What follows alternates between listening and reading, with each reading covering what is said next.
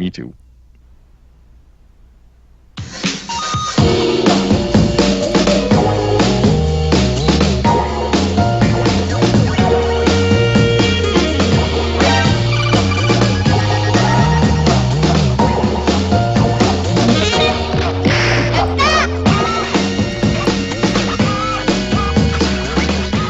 Hello, everybody out there on the internet. Welcome to Aimless Battle Z, episode number 423. I'm Chris Adams, the Second Master, joined by. RPG Maniac 05. What was such a weird delay going on there? And Traftical. And yes, it seemed slow. It's like, what are you doing? So yeah, we've got some What You've Been Playing, a middle segment about the new genres that we think we'll see flood the market at E3. They didn't want to do the other one. You guys missed out. And the news. Man, alright. So, I guess I'll go in reverse order of what I usually do, and I'm like, oh, Gran Turismo, Monster Hunter, whatever. As the end, I'll put those at the beginning. So, Gran Turismo Sport, still chugging along every day, jumping in, doing my daily, what's it called? Workout for the thing, mileage. Getting the free car every day. Hopefully getting new stuff, but not lately. No, just getting a bunch of not good stuff. So whatever. Eventually, I mean, I'm almost to 20 million credits, and that I think I can just like blow it on whatever. So but working my way back up to 20 million. That's not gonna be a fun time. So whatever. Besides that, Monster Hunter World, I'm just logging in right now to do the like I haven't even been able to do the daily bounties because they're having them with the spring or whatever festival. Oh yeah, the Blossom thing. I Yeah. just haven't had time, and I'm just not prioritizing it right now because I'm just like, like I kind of like the uptick to this festival. I was like already doing things and like killing a bunch of stuff that was like hard. I didn't feel like. I don't know. I guess I just didn't feel like trying, so I've just been logging into like the free item every day. So it's nothing too crazy. I haven't even tried Arch-Tempered Nergigante yet, so He's not fun. have Spoiler alert. have not been able to be destroyed by him yet. Or test out my Arch-Tempered Xeno'jiva build to try to finally get that layered armor and that armor set. And then take down, well, I guess, since I haven't fought him yet, but the, let's just say the poster monster, or the box art monster, since it's not the hardest monster in the Flagship. land. Flagship, that's one for the game. Besides those, did I play anything else? I mean, did I finish Red Dead last time? Had that happened yet? Yes, you did. Okay. Because you were like, there's like 20,000 epilogues. Yeah, that game was too long, in my opinion. I think I tried the online. It was same as GTA Online, pretty much for just playing with other people match made. Nothing special. I think it's out of beta now, but I haven't went back into like, bother with it, because why? It's like, not my cup of tea, so whatever. I guess I'll try. Maybe I'll check it next week, maybe I won't. We'll see. Besides that, I did play a bit, specifying a bit of Destiny 2. So Ew! Ew! Ew! Ew. So if you're wondering, Tekken, what happened? Well, basically, the Revelry was happening, and they had this exotic fusion rifle. But then okay, here's the annoying thing, dude. It's like, I was reading all the crap and like the Bungie app and like the This Week at Bungie crap. And then like, I guess I must have glossed over it or not seen it, or just like, since it's every week is a different thingy, like I read it one week and like completely forgot about it. But like, I was doing it, because in the thing, you basically had to, it was basically just like a stupid grind thing, and like I was like, dude, I'm not doing this, and I was like, gamer, how bad is it? And he's like, it's a 3, and I was like, whatever. And so basically, to get the thing, you had to do a certain amount of things. There's like 7 or 10. I think there was like 10 total, but like 7. If you did 7, you got the thing, and if you got 10, you got like a thing that gave you a special emblem.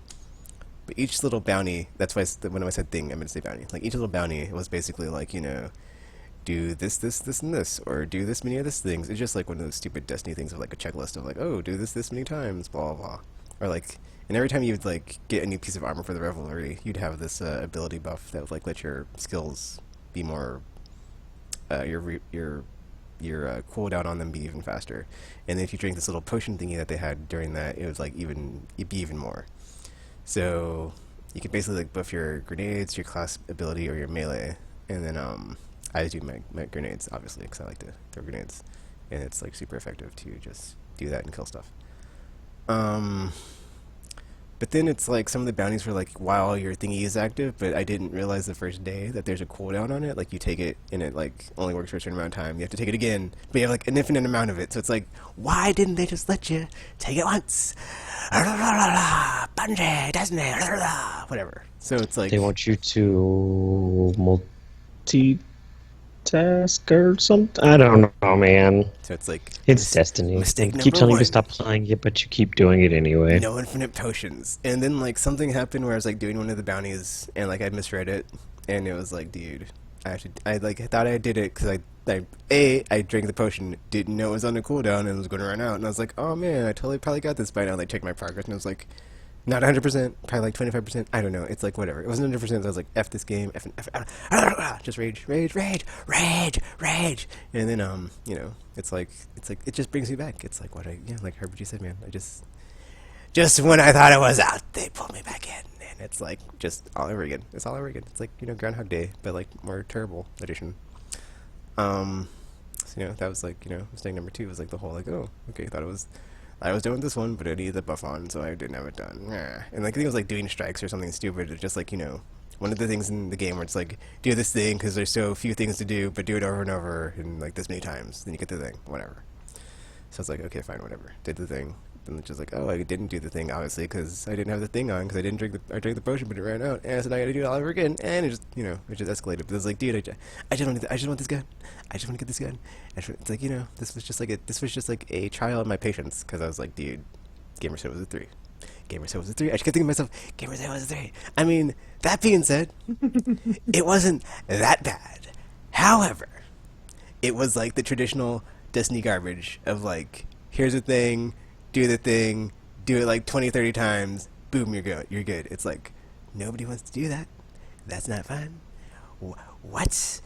You can just come up with a better system? Like, you can just do electronical says and make it awesome? Because they just don't know how to make awesome there anymore. I guess they don't have that Bioware magic, dude. They can't just like pump out the awesome. But like, besides that, I ended up getting it like the last day, is like, or like the last week. Because another thing that has been happening at my work is like, for whatever reason, it's been crazy days. We're just not getting off on time. And it's just like, oh, it's like even more of a grind than usual. And it's just like this. No, my gaming time has been reduced. So now it's like great. Now I have like no time to play anything. And it's like except for like the 2 days a week where I'm not working. It was just like limited time. What am I going to play? So I was like trying to like scrounge up time to like get other things done. And it's just like, dude, I have no time to play anything. And I was like, well, I was already on this path of like the Revelry, and then that kind of just like snowballed into, well, I might as well just keep making progress on it, and like whenever I have time, I guess I can just go back and play it, because that's kind of what this game is. It's like it just takes all your time and like sucks it out, and it's like, well, I have a bit of time. What could I do? I could put it towards that. So like in my brain, it's like the seed was already planted, and like my previous habits, I guess, returned.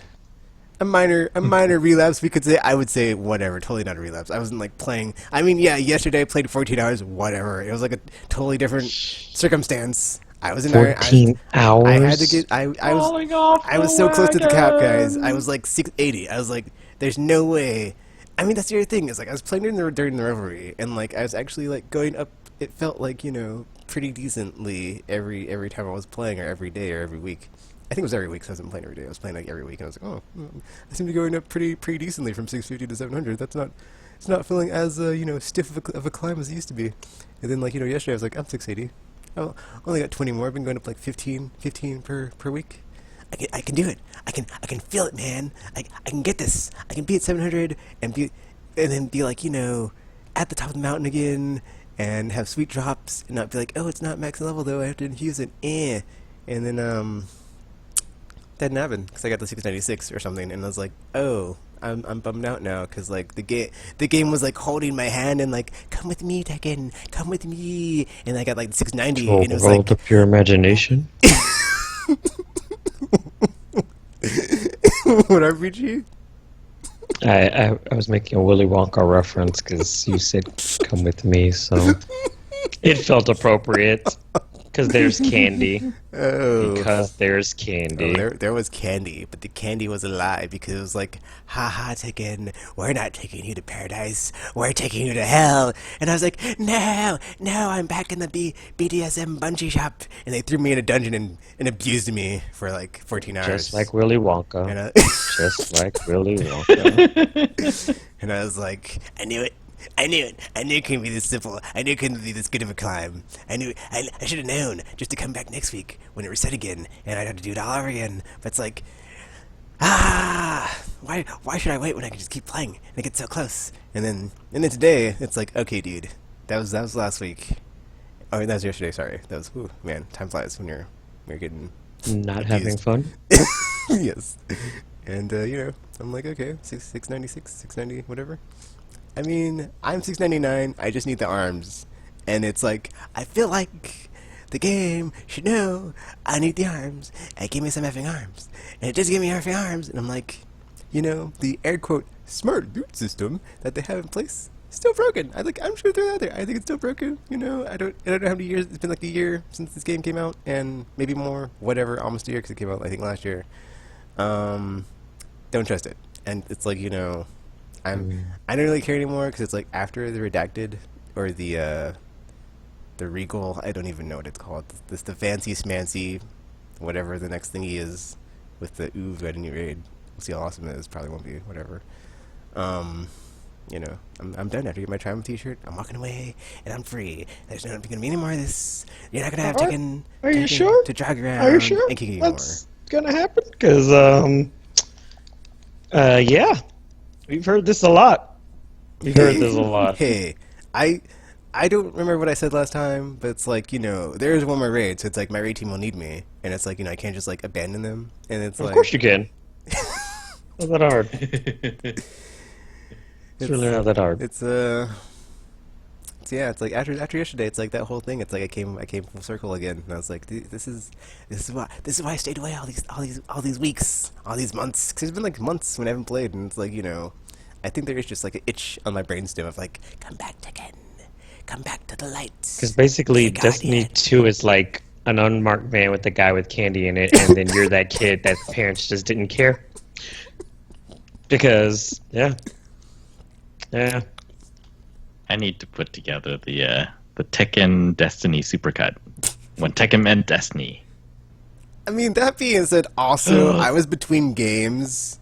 And like, there's nothing coming out until I was between September, games. maybe. And I was like, there's nothing to play anyway. He It's was like, I dating might as Destiny. well take this nice vacation, side digression, aimless adventure, play some Destiny, and I did, and I regretted it. It was like, I don't drink or do drugs, but it was like, I imagine like a really bad hangover or whatever you get when you do drugs, and it's like the same thing. So it's like, whatever, just don't. I don't think you get hangovers when you do drugs. I think you just get addicted. Oh, well. And then you just get strung out and kind of, have to have it all the time. So, yeah. Drugs are bad, kids, by the way. I don't know if we need to say that, but, considering the state that Tekken's in, watch out for unmarked vans, kids, because apparently they're very alluring. And then, Super attractive. and then, also, I'm going to revisit Borderlands like in its entirety of the timeline. That's not going to take very long. But then I do kind of see like the vision, man. It's like people keep saying good things about it, and I'm like, what would I do? But I'm like, oh, I've had so much Destiny, so many bad experiences. I'm like, dude, Yeah, do but you really wanna do Borderlands this to yourself, was there man? before Destiny was. And it's like, before I go back to the king of the throne of co-op games, that the future king that never arrived in my prophecy that was never fulfilled, because oh man, how wrong was I about that? Ugh.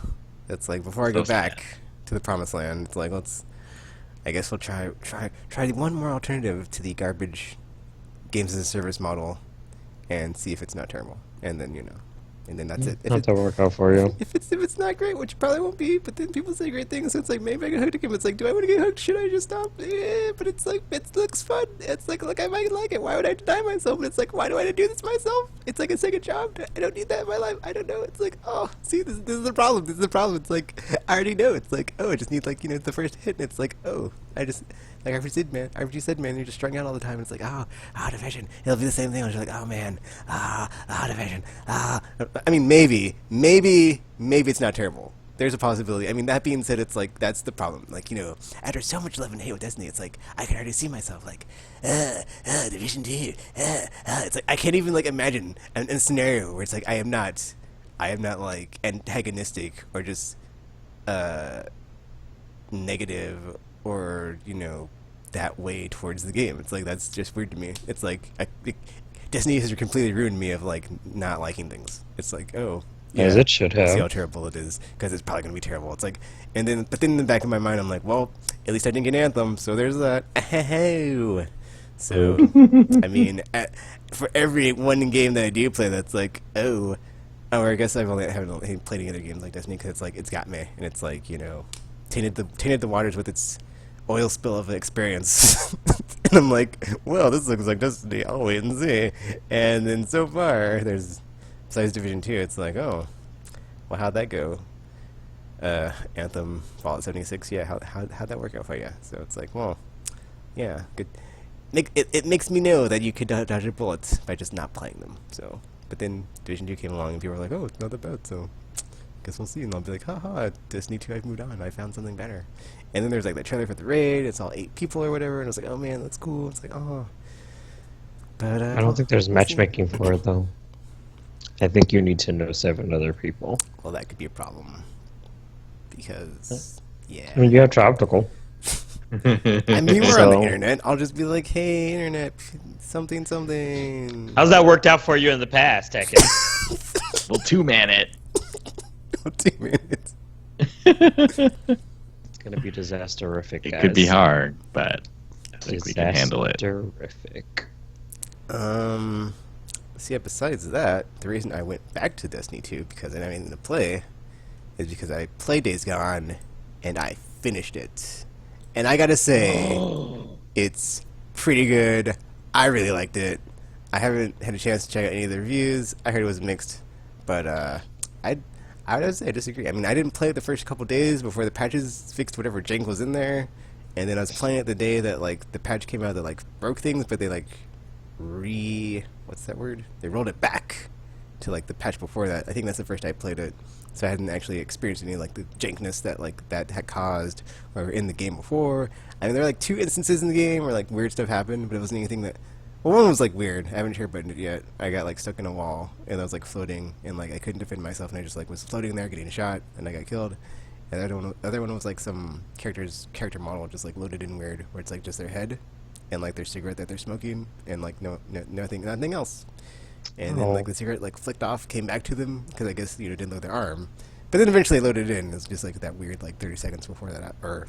It was less than 30 seconds, but like I'm just saying it had to load in, and it was fine. It was like, oh, that was weird. But I think I had something else happen like that too, but it was just like no. I mean, 3 examples really. It's like 2 of them were just like character model stuff, like not loading, and like one was like the word jank getting stuck in the wall. I was like, besides that, just saying, nothing substantial in my experience. That being said, this game pretty good, pretty effing good, guys. Like I would give it a personal recommendation because. I really like what they did. They basically had the whole survival thing going on. That was cool. Like I had not played a lot of the whole Animicus, don't die, don't eat anybody games. Animicus. Scrounging for supplies. It's really interesting, really, because it has a Last of Us vibe and feel, but it is open world, so it has like a different like thing going on there that it's like molded onto. Stealth is in their game as well, so it's like RPG. Be wary because there's stealth sequences. I mean, they aren't that hard or bad. I can never play it. But it is like a little baked in because you can just sneak around at any time, sneak up behind anybody and just like triangle stab them. It's great, and the instant kill. It's great. Never. play it. One of the weird things, or like one of the few, like there's a couple weird things with the game, because like the crafting system, you can't just like buy supplies. You have to basically find the material to make the things in the world. You can't just like buy it off a vendor. So that's like kind of annoying later on. Well, I in mean, the it's game. an apocalypse Tekken. I mean, what'd you I mean, it expect to makes happen? sense, yeah, in that regard. But it was just like kind of, it just becomes a Not like inconvenience. grocery stores are going to be open when our infrastructure falls apart, and they'll be like, "Oh yeah, come on in. We have everything you need." And it's also neat because it has the similar thing to like Dead Rising, where it's like nighttime. The zombies get more aggressive and more numerous and more powerful, or just like compared to the daytime. 'Cause daytime, they're like they basically like go inside to hibernate in buildings and stuff during the day, which is kind of cool because it reminds me of I Am Legend. I Am Legend. Yeah, and then like So wait, nighttime. are they harmed by the light though, No, or are they they're just? just less numerous. Oh, Um, and then what else? It's just They really might cool, be dude. Like there's a vampires. lot there because the game is like longer than I thought it would be, even though I did finish it in like a couple weeks. But it was really good. I very much enjoyed it. Deacon St. John, really cool character. I would say he is equal parts a-hole, smartass, and badass because he like does some bad things, but it's like seeing what he has been through, you can like kind of see, okay, I can see like why he would do that in that situation. And like sometimes when he like does things, it's like, oh, Deacon, it's just like it's like kind of good, does bad things, but is a good person at the core. When it needs to get done, he will effing do it. Doesn't effing care. Like I'm not gonna say what happens, but like there's later on in three, let's say 3/4 of the way through. I don't guess that's how far it is. Whatever. It's towards the end of the game, or not towards the end, but like later on in the game, something cool happens where it's like he's like scheming the scheme to like do this thing, but instead he does something else, and it's like, ooh, Deacon, that was very nice. I applaud your chaotic good skills in this to kill one to save the rest. He didn't kill anybody. Okay, he did, but it wasn't like with one person. It was like a lot, and it was like, whoa, dude, that was extreme. What?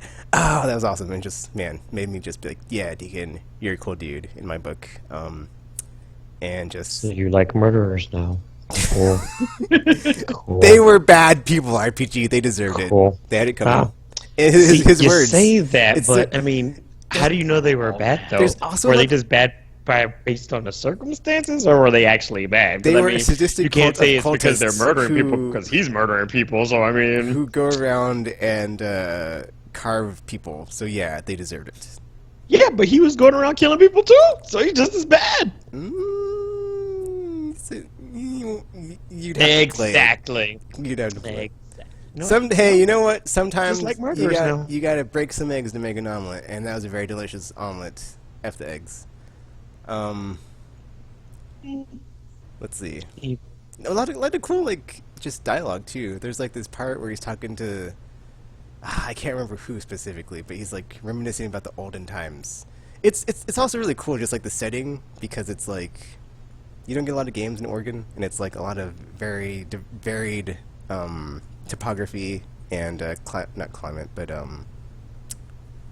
whatchamacallit? What is the wow? There's words for that, but I can't think of it. But like the regional setting is very interesting because there's like desert, high desert, mountains, forest, a lot of cool stuff going on that like it's not usually in other games where it's like just a bunch of, or it's all jammed together in like this really small area, so, or in the same area I should say. So but like I was saying, like he has this like cool line where he's talking, because basically you see him at the outset, and like the game starts off kind of jarring though, because it starts you at like day one, and like it jumps forward like 2 years, so you don't really get to play through the Just because day one those scenario. days are gone.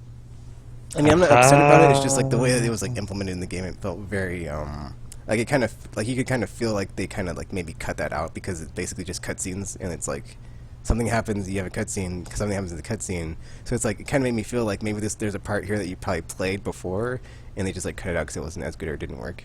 And there's also like parts later on where it's like you have flashback sequences where that happens, where it's like cut, cutscene, or it's like the gameplay was like probably like removed because they just couldn't make work. I'm fine with that, but just like it kind of makes it like the pacing on that part is kind of like weird, but it's whatever.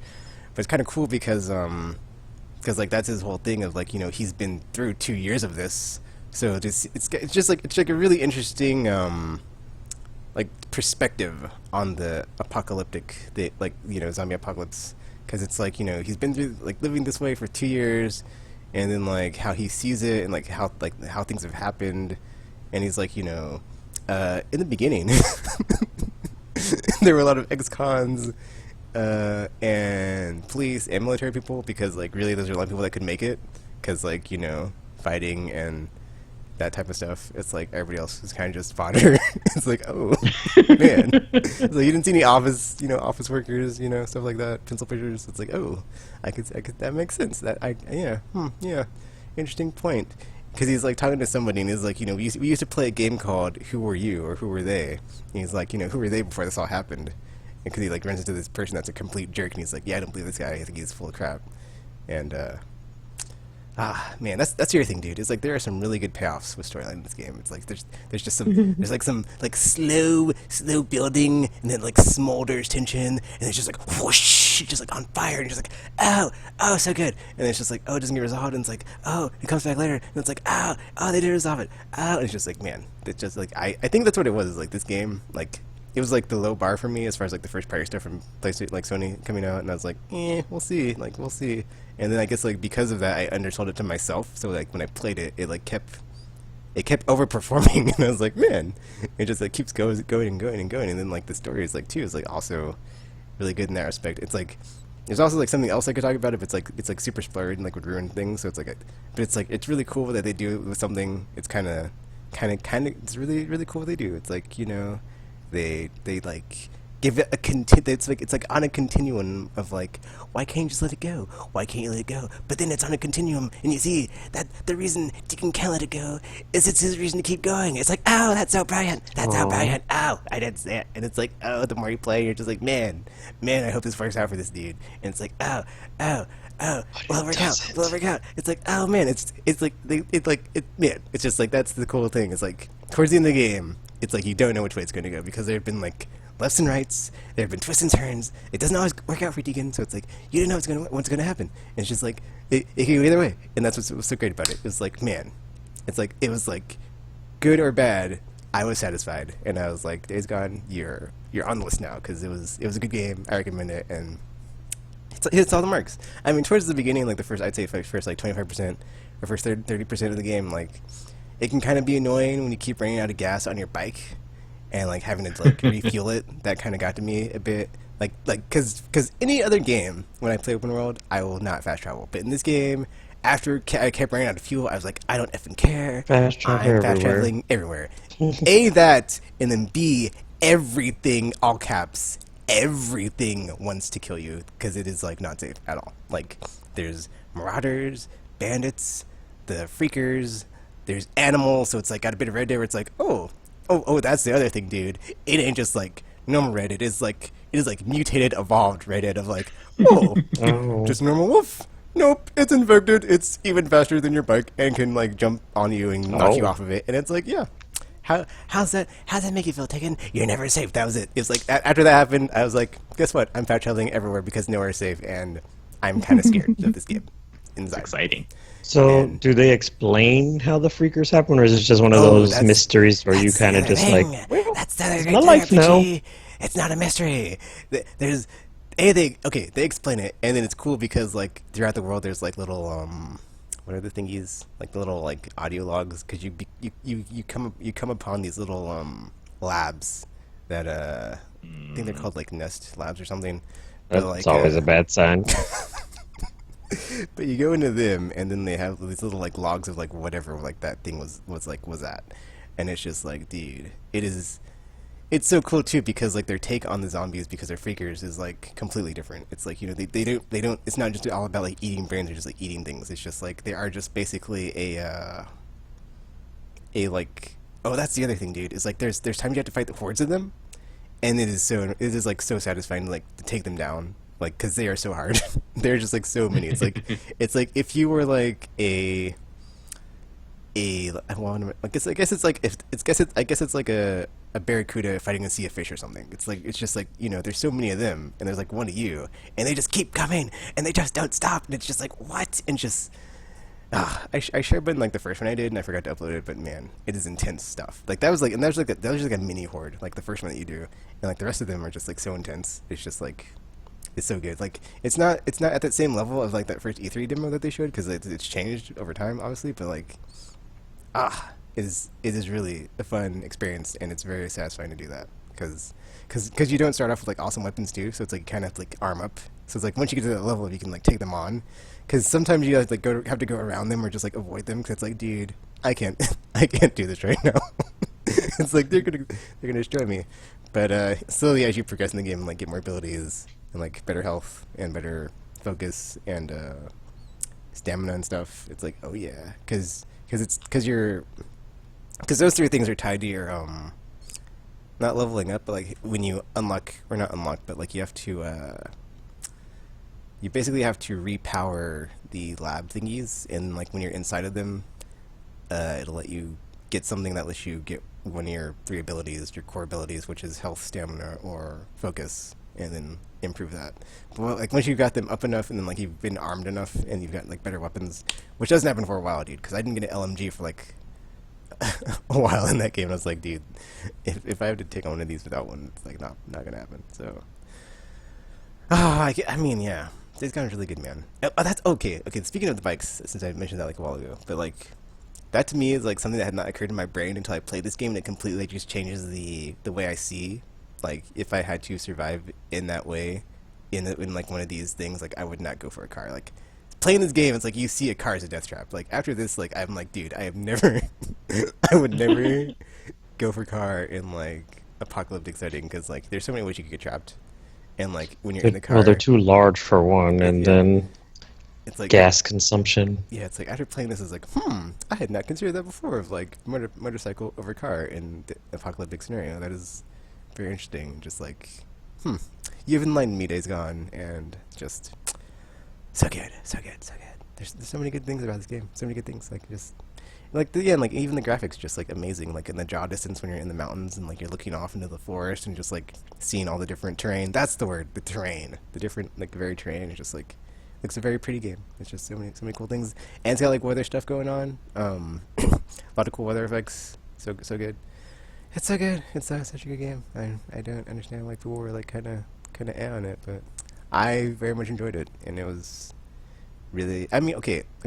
Also, it does things a lot different though from like other open world games where like because like usually on the map it'll be like, here's the next thing, go to this thing, blah blah blah blah blah. But what it does brilliantly also is like this even though RPG's like not gonna play because they're stealth, like this would work to its benefit because it doesn't do the usual thing where it's like a map with a ton of things to like get sidetracked by.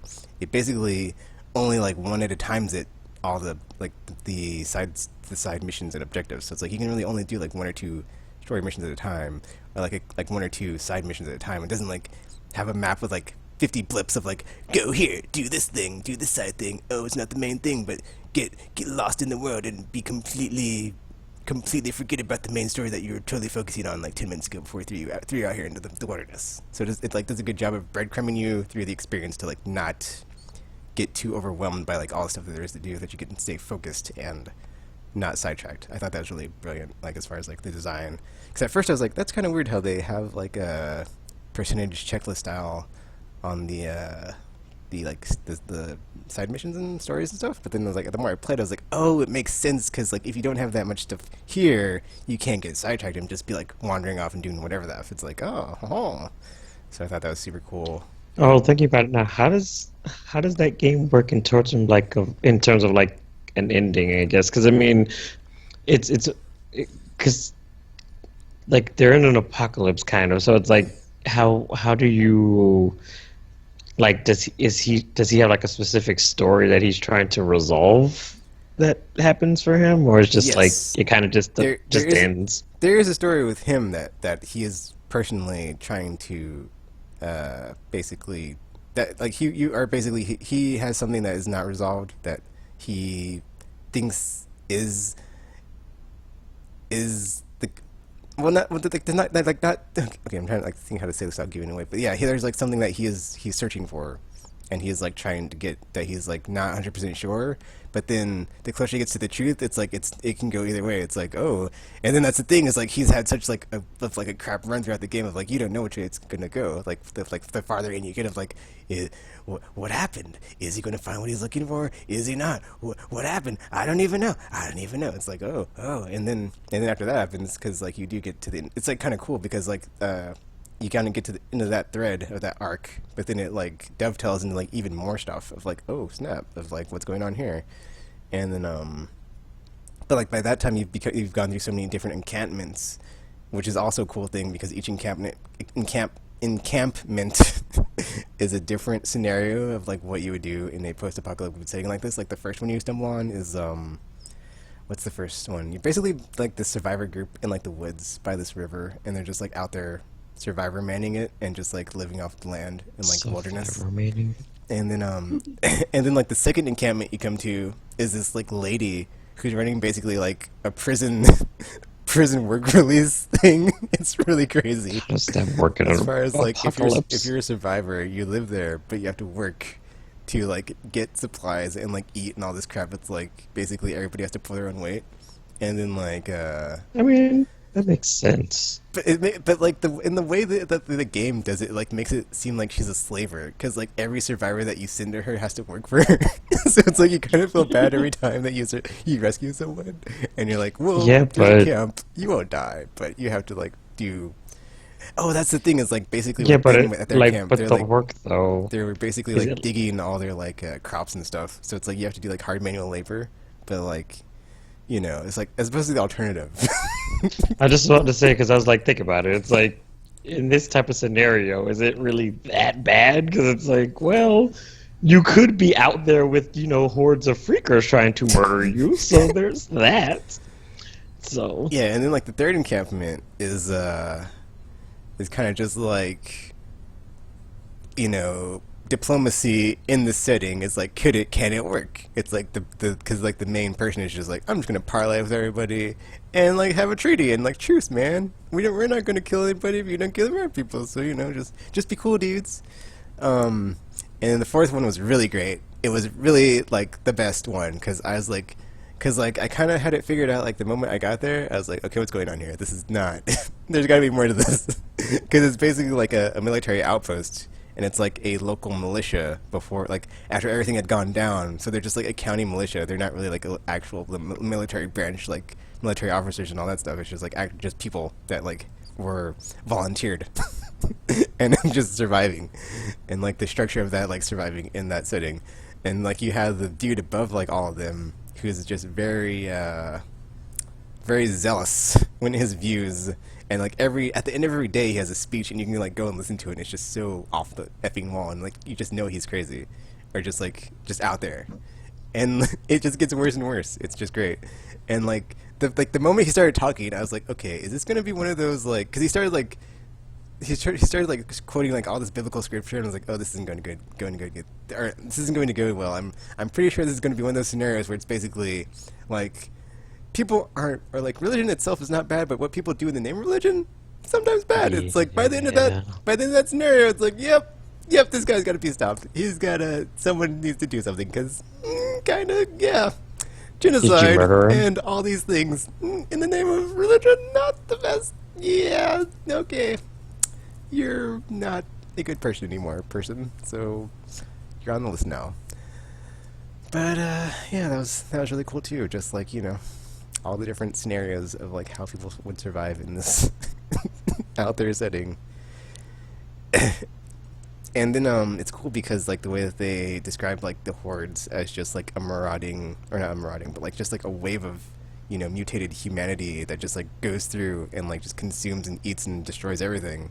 And just to see people survive that, like A, that, and then B, like all their stories of like what happened, because there's a lot of NPCs that like when they're like, if you're not talking to them, they'll have like just background dialogue of like what happened in the before time, and it's all just like nightmare fuel of because like way later on, like someone says something about like in the first 2 days everything east of the Mississippi was like gone or like overrun in 2 days or something crazy. I was like, wow, just so like it like lets you know that like this was a very fast moving scenario or just a fast moving thing that happened, and like people didn't have time, and just like everything just like got it was like somewhat overnight, just really bad off, and it was like on a global scale too. You also like find that out because that didn't happen until like really towards the end. Like you find out like just the scale of like how bad it was. It's just like wow.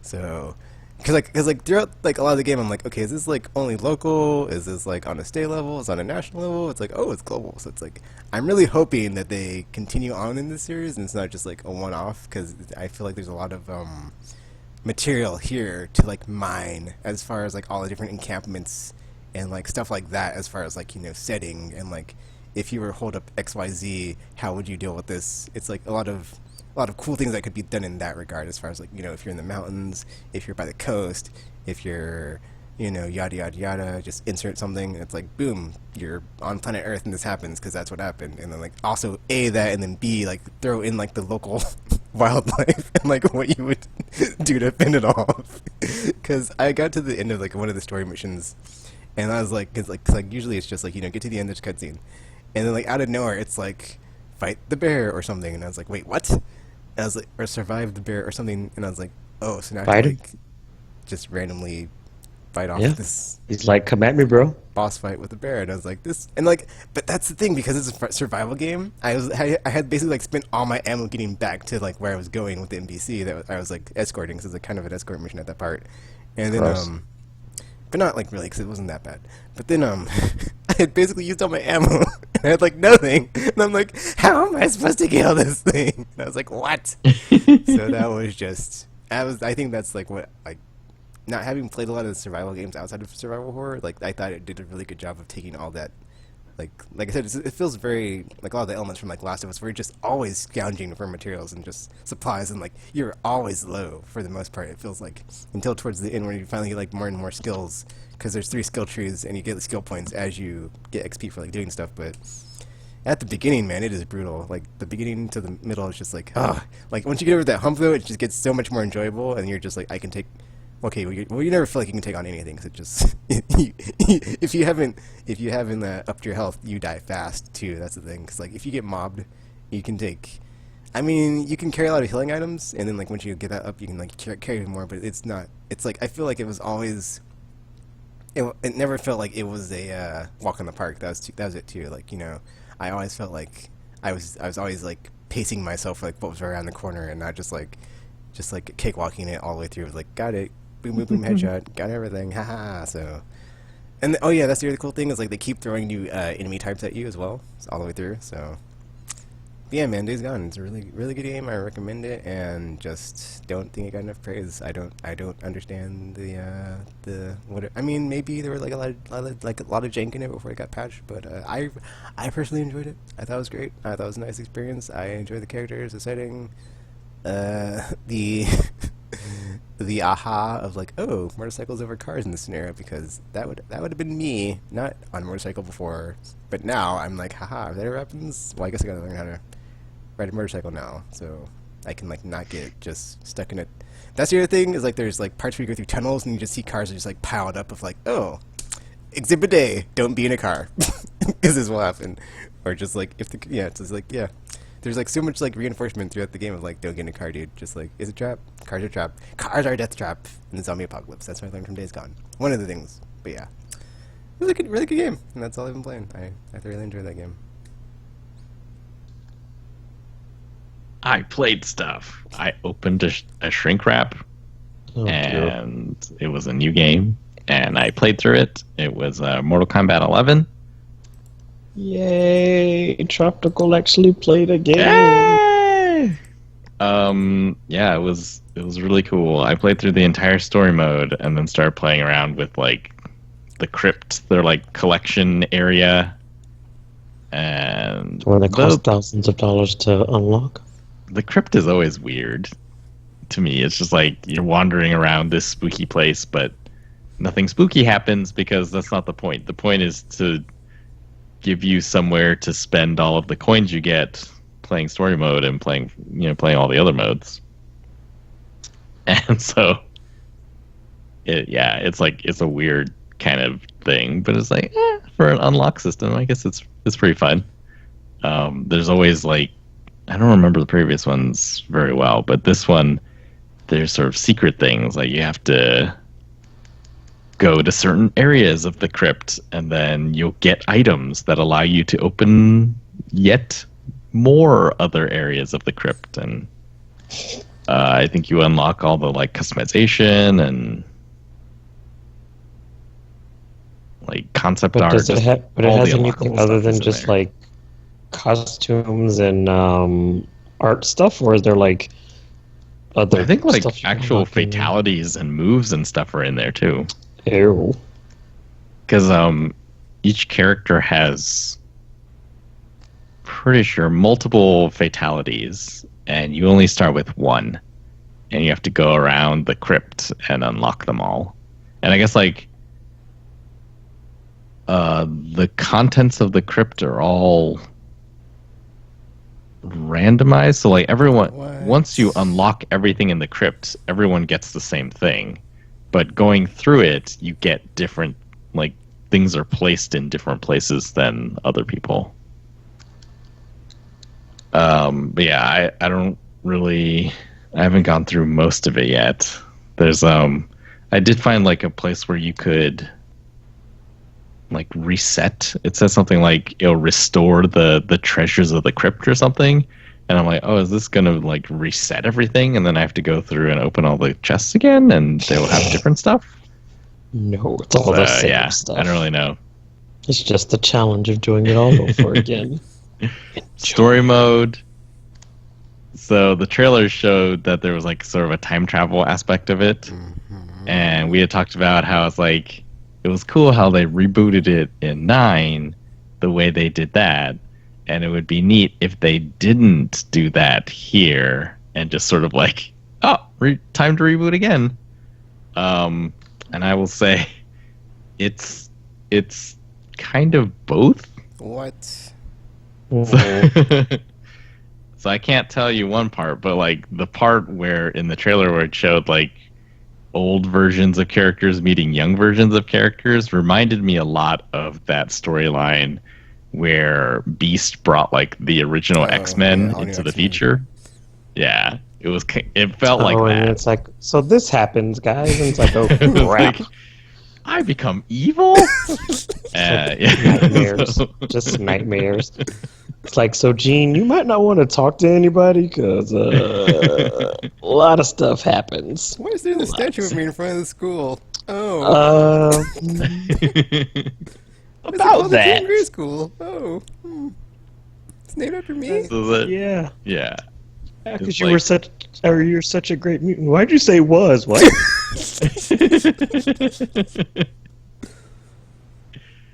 So yeah, a lot of it feels like that. And I was like, oh, this is pretty cool. They changed up the combat system. Like, so in the previous game there was X-ray moves, right, where you pulled both triggers and then, or you had to have a certain amount of bar, right, and then it would do like an X-ray move, which was essentially a way for you to get back in the game if you had fallen behind, and like take a huge chunk of the other guy's life. In this one now, it's something called Fatal Blows, which is essentially the same thing, except that now you can only use it once a match. So if there's like 2 rounds in one match, you can only if you use it in the first round, like you don't get another one in the second round. It's just for your whole match then. Yeah, and instead of like building meter to get it, it's your health once it drops below, I think it's like 30%, then you can use Fatal Blow to like get back into the match. But then if like it's round 1 and it's really close and you finish it there, then round 2 you don't get another one, and potentially like you get hit by your opponent's Fatal Blow, and then so it's a bit more. It's still like a get out of jail free type thing, except you only get one of them instead of like being able to build up multiple ones throughout the course of one match. I mean, I guess because I mean, So yeah, if you use your fatal blow thing and then wouldn't that basically trigger the person having the conditions to use theirs on you?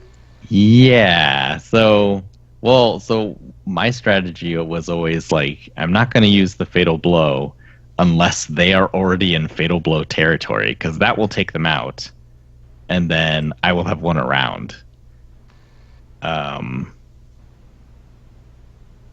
Yeah, that's. I mean, that's pretty much it. But then, yeah, then I would have to be careful. Like the next round, say, well, now they have a fatal blow. It's okay if they hit me and like I'm above 30%. Like I think it does. I'm pretty sure every single time I hit someone with it and they had less than 30% health, then they were like it was a knockout. So it does at least 30%. Yeah. The fatal blows, they're just like when you see them, it's like, how is that not a fatality? Oh yeah, because I've seen they are because really like with some crazy. of these trailers, it's like you would see them doing these things, and then it'll be like finish him. It's like, wait, that wasn't that wasn't it. Pretty much, like that's how it feels. Like X-ray blows in the previous one, like it was like breaking bones and stuff. And yeah, I guess it didn't make sense. Like the way I always thought about it was that I guess Mortal Kombat contestants they're all muscle. Those bones are just for show. So even if they're broken, their muscles will hold them up. Literally not how the body works. But Yeah, that's that's cool. it. I don't think that would It help on your could. It spine could. to help you. But then- No biology degree. That is not how. I can tell you for a fact that's not how bodies work. This one is like, oh my gosh. It's not really X-ray attacks anymore. It's just like Basically, you are fatalities killing you that can use guy. during the game, yeah. Yeah, and then it's Killing like, that and then it says finish him. You're just like, like, Even really? more? How? What else can I do? It's like I just So a shot lot him. of them don't do like X-ray bone breaking things. It just looks like you're piercing through them with just all manners of stuff. And but X-rays aren't gone entirely, so they've changed it so that occasionally certain moves will do like X-ray like close-ups. They don't. I mean, they do more damage because of the types of moves that they are. So, for example, like the uppercut. Usually, when you do the uppercut, it's just, it's a Mortal Kombat uppercut. It's the thing you see all the time. But now, if you connect with the uppercut and it happens to be a counter, so like the other person threw a punch randomly or whatever and they missed, and you do an uppercut, then as a counter, one, that does more damage, and two, it switches to that X-ray sort of like short cutscene in the middle of the fight, and it like feels totally like super satisfying to land counters now because you get to see it's like close up Seems and like it like you really do. breaks their chin, and you see it goes like it shows the bones as they're getting all broken. It's like, oh, that's so cool. And yeah, there's like a lot of a lot of different counters that will trigger those types of things. And then I noticed like I'm trying to think who's a new character. I think there's like 2 or 3 new characters, but like a lot of the old characters, they have changed them. So you recognize them and stuff, but they have different moves than you remember. Because like right before I played Mortal Kombat 11, I played through the story mode of Mortal Kombat 10 again because I didn't remember how it ended up. And then, so going to Mortal Kombat 11 is like, oh, a lot of these are the same characters. And I tried to like do the things I was doing in 10, and they didn't work. And I was like, huh. So it's the same character, and it's pretty close to the same time, I think. But they have totally different movesets now. Possible that they decided to get good in that time. Maybe. I was doing like really, because when I'm playing through story mode, I don't go into detail with each character's moveset. I just kind of look through it and I was like, okay, that looks like an easy thing to input. I'm just gonna do that, and I'll just like sort of cheap, Just spamming fireball. yeah, like cheap kill everyone in story mode.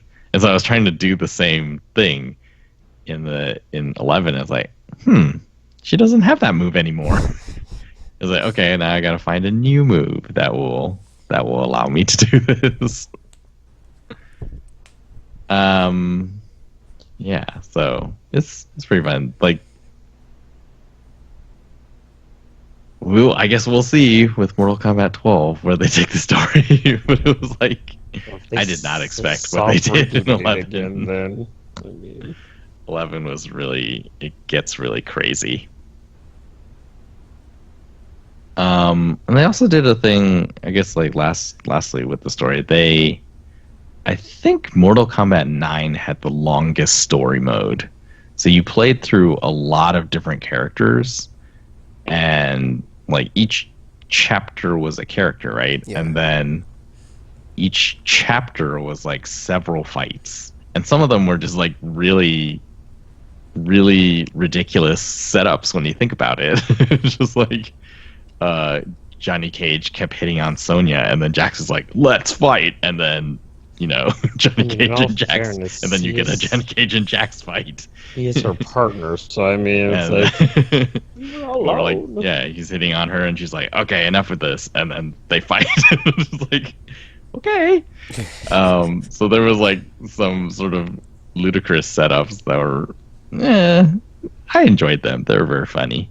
But then I think 10 had just fewer chapters. You played through fewer characters, and 11 the same, has fewer. I don't know if it's fewer than 10, but it's like fewer than 9 definitely. But they did a thing where they combined character chapters. So there was like a chapter where you're both Kung Lao and Liu Kang, and you would get to, a cutscene would play, and then the situation is like laid out for you, and then you get to choose like which one do you want to use to fight this person, and then you would choose that, like you would fight as that character, and the other character would like run off and do their own thing that needed to be done in whatever scenario it was. So like they were in some sort of death trap room that was guarding something, and yeah, like that part, like they meet up with evil themselves, and then so you choose who you want to play as to fight against evil himself, and then he'll like, if I choose Liu Kang, he'll tell like Kung Lao to like, okay, you go disable the traps and I'll fight this guy, and then he just runs off, and then you do your fight, and then they come back, and then you get to choose a different one. Just like, this is cool. There's sort of some replayability here. It also has multiple endings at the very end. So, well, I mean, that's how time travel works, unfortunately. It causes shenanigans. Pretty neat. It's pretty neat stuff. Yeah, man, the story, it's pretty crazy. Yeah, I feel like I did play another something. I just can't remember what it was. So I will just say that I think YouTube's algorithm adjustments have been really good. I've been looking at like woodworking videos, and of course my YouTube history is filled with gaming videos. And at some point it recommended me how to build your own arcade machine, which is like a combination of both of those Seems things. legit. And I was like, oh, that's cool. And it just got me nostalgic about like arcade games. And I was like, did I buy the X-Men game on PS3? And I found, oh, I did. And like the Simpsons game. And I'm trying to figure out like where I bought the Ninja Turtles. They had a sort of, I guess it was a remake of Turtles in Time, right? Yeah. So I don't know what system I have that on, or unless they like took it off the download list and never said anything. I don't know. They delisted. But yeah, it's X-Men and Simpsons. I think they might have did Turtles as well. I'm not sure. I remember there was like a 3D remake of Turtles in Time, but Yeah, I don't remember if that was on it 360. was on both. Was it on both? Yeah, I think it was on both. I could be wrong. I put it on 360. Anyways, yeah. So I I know started it was playing. on the. I can't remember what their showcase for Xbox Live Arcade games was back in the day, but it was like one of those games. Like there was like a specific name of it, like whatever they were showcasing, but like it was one of those. Was it Summer of Arcade? That it might have been one of those. I think Uh, maybe. I might have gotten it on 360. I don't remember. But yeah, I started playing the X-Men arcade game again because I feel like I've never played through it before. And also, I think it's really cool. I don't think I've ever seen a six-player cabinet of X-Men in real life. And so, Really? yeah, I think I've only seen the four-player version. Because there's like always the six-player ones in like all the arcades that we had here. So Hmm. I didn't know there were actually smaller versions of it. Yeah. Apparently, the six-player version used two screens, but they didn't have flat panels back in the day. So the way it worked was like they couldn't put two screens on the same shelf, like they were too heavy. And I guess how it worked was there was just one screen that you were looking at directly, and then there was another screen that was like down below that had mirrors like to reflect it up to the top. So it looked like it was two screens next to each other. Oh, that's weird. And I was like, wow, that's weird. um, I don't think I can build one of those. But, this PS3 version, they just like included the six-player version and just made it a widescreen game. And I remember I think there was a trophy for like playing six players. And I remember just getting out like all of my PS3 controllers and like hooking them all up. And I think I only had four Dual Shocks, but I had like an arcade stick and I found something else that would work, and I just like plugged them all in and like started the game, and I was like, yay, trophy. So I remember just like, oh, this one does have six players. This would be really cool if I could build like a big arcade stick thing and then have six-player games. Man, remember back in the day where we had to use the multi-tap to do these kinds? Well, I would still have to do that here if I decided to make like arcade sticks for it, because then they would have to be wired, Yeah. and there's only like two ports, I think, on the front. But yeah, I just started thinking, like, oh, it'd be really neat if I could make this thing, because and I guess this all started from that Capcom Home Arcade announcement. I guess that's not coming out in the States. What? Maybe You I've mean, only like, the one seen that's like just a stick. UK, where it's like two sticks, and it's shaped like the Capcom logo, and you plug it in. You plug that whole thing into the TV, and it has like the arcade games. Yeah, like so far, I haven't seen anywhere you can get it in the US. And also, there's some sort of controversy around it where like the arcade emulator that they're going to be using is it's under like a no commercial use license, and obviously they're going to be selling this thing, and so the people who made the emulator are like, hey, we don't want to get paid, but you shouldn't be able to get paid for our work either. So it's just kind of a whole thing, and I'm like, after seeing these videos, like, it would be cool to make my own arcade. I have many old monitors lying around, and there's like little computers now that are way more powerful than the arcade machines of the past. So, yeah, this would be really cool. Oh my gosh, tropical. I think you might be onto something. It's like the Steam box may have never happened. Like the GPU in the monitor, but the arcade thingy in the wood thingy or whatever you're talking about could totally happen. Or the processor in Yeah. the wood processor. Are you gonna actually build an arcade machine? I kind of want to. I kind of want to. Or I don't think I would build like a cabinet, I think, because it's sort of large and unwieldy. But if I could build like maybe a smaller, like modular type design, uh, I mean, I have a basement right now that serves no function. I was like, that would be cool. It houses Ghost Tropical. That's what basements do. My house is too new for tap ghosts. I mean, it could have been built on an ghosts. Indian burial ground or something. Who knows? Maybe. Basements are Um, weird. Yeah. So, a daydream. Build my own arcade. Yeah, I guess the thing I noticed, so, my daughter plays games, but a lot of her friends don't, because for whatever reason, their parents, like, didn't let them or whatever, and so on the few occasions that they've come over, they're like really excited to play games, and then like every game is too hard. They have no basis. That's great. It's I'm just like, sorry, that's just oh, funny well, to me. we'll play Smash Brothers.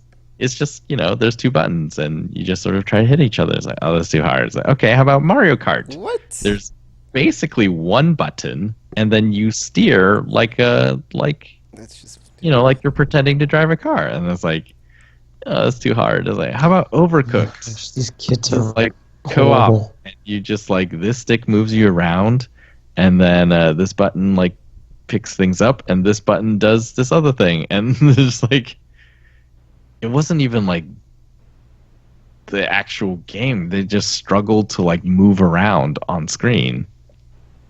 maybe Just they're like, just really bad. well, yeah, they are, because they have like less than no experience. How do you have less than no experience? I mean, zero is kind of like. I mean, Yeah, so I was just like, man, and I started thinking about co-op or like games that kids could play together that aren't hard. And when I think about sort of the modern ones that people always say, like, oh, Castle Crashers, or that like that type, it's like, actually all those are way harder than X-Men really is just like, oh, you walk around, you have a jump button and a hit button, and occasionally use the super button, but if you push it repeatedly, it stops working after 2 or 3 presses because you don't have that much energy. And there's no like RPG leveling up thing like in Castle Crashers. There's no strategy really. There's just nothing. It's just like very, very simple. And I think like those are probably the games that they should be playing. And despite the fact that it's like you're running around beating people up. Although X-Men, they're all robots, so maybe it doesn't matter. Yeah, it's just like, compared to modern games, which wanted to add a bunch of stuff for gamers, they're just so complex compared to these old arcade game style games. So it would be cool to have my own arcade at home. But that's why I think that's why I've been playing. wonderful. Wonderful. Wonderful. Well, so I finally went back to Monster Hunter World after like 6,000 years. So because Nerd Gigante got his arch-tempered updates, and then I was like, I immediately regretted this. So it's like, I'm just gonna have to wait to Iceborne because reasons. But I forgot that their whole Spring Blossom Fest is going on right now, anyway. So I mean, there was the old events to do because I wanted to get that fuzzy hammer that I missed last time. I think it was during the Appreciation Fest that they had it. So, and I was very upset when I saw like all the the Monster Hunter account like tweeting out like, "Oh, here's all these things people probably got during the Appreciation Fest." I was like, "No, I didn't know one tell me about this." So then now all the events are back because it's one of their festival thingies. So I was able to get it. So I got my bristly hammer, but I have not been having great luck with Arch-Tempered Nergigante. I mean, he's kind of... I mean, it's weird because it's like normal Nergigante, it's like is manageable, so I'm not sure why this one is so much trouble, I guess. But, I mean, I guess maybe he's slightly more aggressive or something, or maybe he just hits harder, but it's like it's people are getting like murdered left and right. So it's like I have two different builds for him, like one for dealing damage and one as a healer. But it's one of those things where it's like, well, these things only work if my group is, properly composed, I guess. So it's like playing with randoms is very difficult for something like that. So it's kind of one of those luck of the draw things where it's like, well, I have to hope that the people playing or of all using like weapons or something that can complement either of these things, because if not, then I'm kind of screwed. So yeah, so that's been pretty much a no-go so far. I mean, there's been some times where it's like it seems like we're making good progress, but then it's like we'll get to one of the areas and then all of a sudden he'll just like party wipe everybody, and it's just like, well, back to the drawing board, I guess. So there's that. I mean, he does use that dive bomb a lot more often, which might be part of the problem. But yeah, it's kind of not been a fun time with him so far. I'm gonna guess the dive bomb is like a one hit, right? Well, yeah. Dang. Don't get touched by that. So yeah, and like I said, since he uses it more often, it's kind of like, oh, this is our life now. I mean, usually I think part of the problem is too because he always roars right before he does it, so you don't really have time to like recover and do like the Dive bomb, or the dive out of the way. yeah, or well, not only that, like the flash bomb him before he like, because I mean you can still flash bomb him out of it but I mean somebody basically has to not be near him when he's doing it in order to not be caught up in the long recovery time from the roar. So it's kind of a pain in the butt. I mean, my healing set has my hunting horn has the earplug buff on it, so it's not really a problem for me to protect people from it when I'm doing that. But if I'm playing as my damage dealer set, it's like, well, we're all gonna die now, guys. So enjoy what's about to come because all of us are standing near each other, and he just roared. So good job, team, on that one. So yeah, it's one of those things where it's like, well, that was fine because I don't even think because I've played I've played him a few times where there have been Lance users in the party, and I don't know if maybe they just don't have the proper setup, but yeah, I have not seen anyone survive that attack, so I don't. So it's better to just kind of not be in the way of it, because yeah, I mean, it was already bad when he was in his usual version, so it's like now they just kind of amped it up. So it's like, yeah, you get caught in that, then you might as well just expect to get carded because you're not going to survive it. So yeah, he's been super fun to try to fight him and fail miserably. So probably won't be getting that armor because yeah. Because one, that would require you to fight him multiple times, and two, I don't want to do that. So yeah, hopefully, maybe eventually I'll just get lucky, but I guess I'll end up just waiting till Iceborne before, trying anything else, because then we can just like retroactively go back once we have more powerful gear and be like, hey, remember that one time? So yeah, that might be what ends up having to happen. Because I mean, the gear that's available now, you can only like buff to so much. So it's like, well, if they've made him this powerful, where it's like even like in-game armor sets aren't going to be enough to protect you, then it's like, well, you kind of just have to don't get hit, kind of thing. So, yeah, I'm not entirely sure how that's supposed to work. Like I said, I mean, if there's a lancer in your party, like they can, it seems like they can handle like most of the stuff he can do. It's just that dive bomb is just, I guess, a pain in the butt to try to protect yourself against or get out of the way of. Because again, it doesn't seem like anybody can survive that regardless. But the Lancers seem to be at least able to guard like a good chunk of his other stuff without like taking too much damage. So as long as you keep them healed up, then they're okay. But yeah, the real problem is he uses that dive bomb fairly often because he gets his quills pretty quick in this version. So yeah. So I guess if you have an insect glaive user in your party, then it'll probably reduce the amount of times he uses it, since they can like kind of clean off his quills if it's a good glaive user. But if they're not, then you're pretty much gonna be seeing a lot of dive bombs because he loves to dive bomb now. It's like his favorite pastime.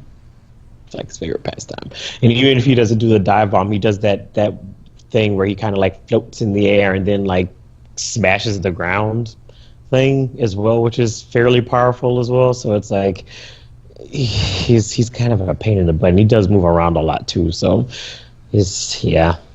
I don't like fighting him anymore. He's not a fun time. So yeah.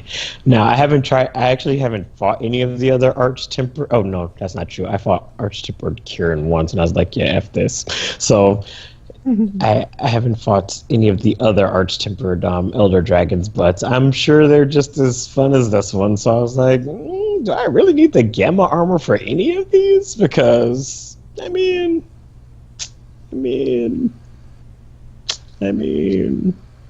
I think I'm good. Actually, no, because didn't Kuve Turoth have an Arch-Tempered one? Yeah. Oh, okay. I fought her. But that one's fairly easy, though, so it's not by comparison. So, I mean, that one's not...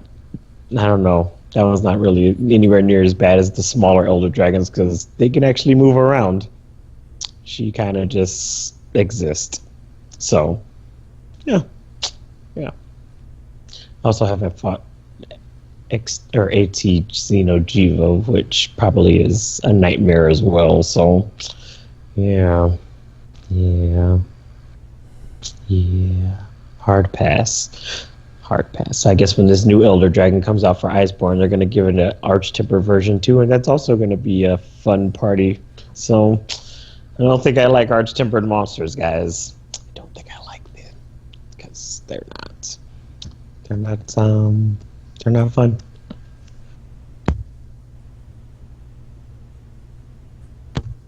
But other than that, I've been playing, or well, not that much. I played a little bit more of Deathmark. So we made it to the second ghost guy that he likes bees. He likes bees, guys. So he likes to turn people's bodies into human beehives as well. So, pleasant ghost guy. But Exciting. I mean, not for the people involved. Oh, that's probably pretty exciting for them too. I mean, I don't know what your definition of exciting is, but being drilled full of holes and turned into a human beehive does not sound like a fun time to me. Oh, he has to do stuff first? Yeah, that's not exciting. I mean, optical, really? But how do you think this worked? It's like, well, like, if you put a person in an empty room and then, like, unleashed bees into the room... That's still not... That's still not a time for optical. I don't understand. It's not a good time, but it would be exciting. A person would be excited. No. By so many bees. See,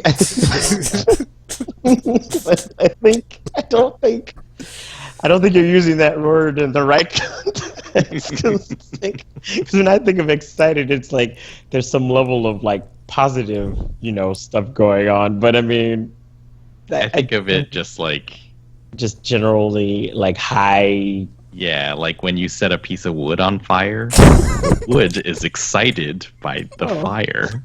dear. Gosh. How can one be So excited as an inanimate object? tropical, you might want to see a therapist. Just But molecules can be excited. they can be, yes. Yeah, so it's like that. Correct. Before they're So you're destroyed by basically the just fire. referring to any type of high level of energy is Yes, what you're going with. high level of activity.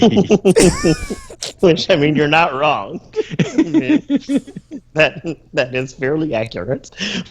Most people would What's yeah. going on? Why is this an empty room? What's that buzzing sound? Oh my gosh! Oh my gosh! Basically That man is excited he certainly is. by the bees. He certainly is.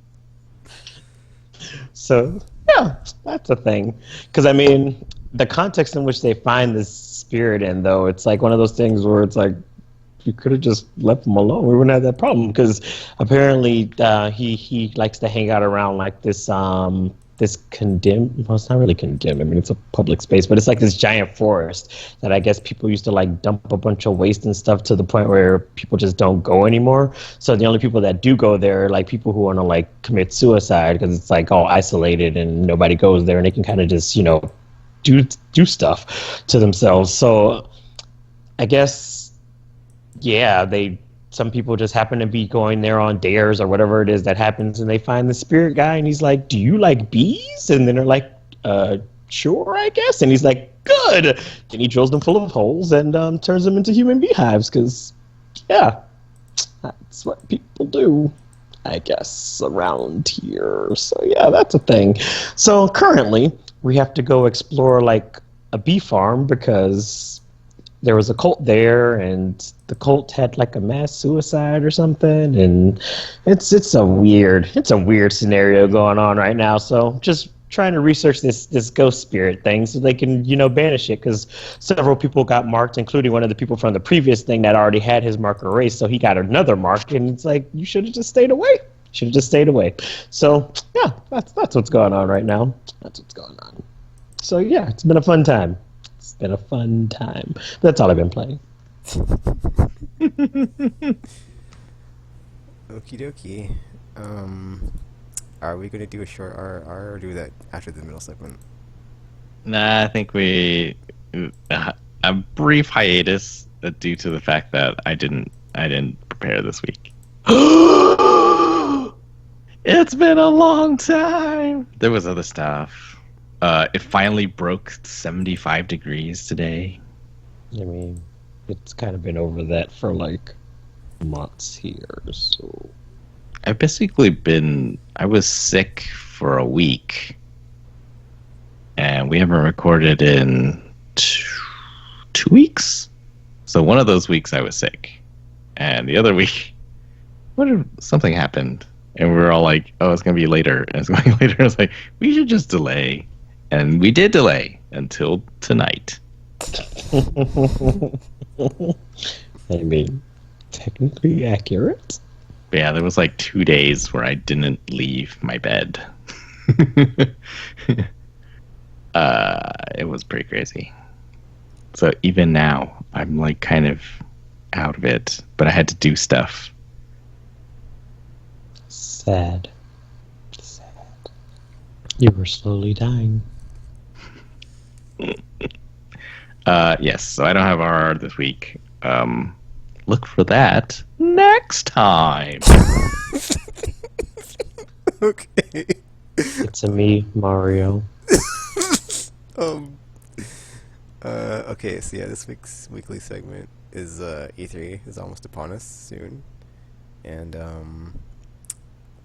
it seems like sometimes, even though it happens, what seems like out of nowhere, games just come and go. Like Apex Legends, nobody saw that, It's like, you see these games. It's like, oh man, it's another one to chase the dragon, chase the $1 million unicorn, or I'm sorry, billions of dollars, $1 trillion unicorn. That's like, you could just if you could just catch it and make all that money and never have to worry about your cake factories or cake bakeries and whatnot as a publisher.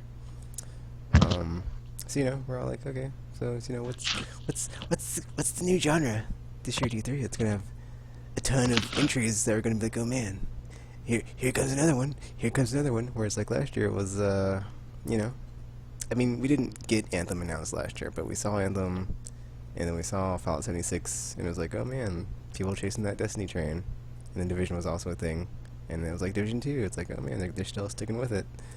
It's like, and then we've got Fortnite blowing up, being the cultural phenomenon that it was last year.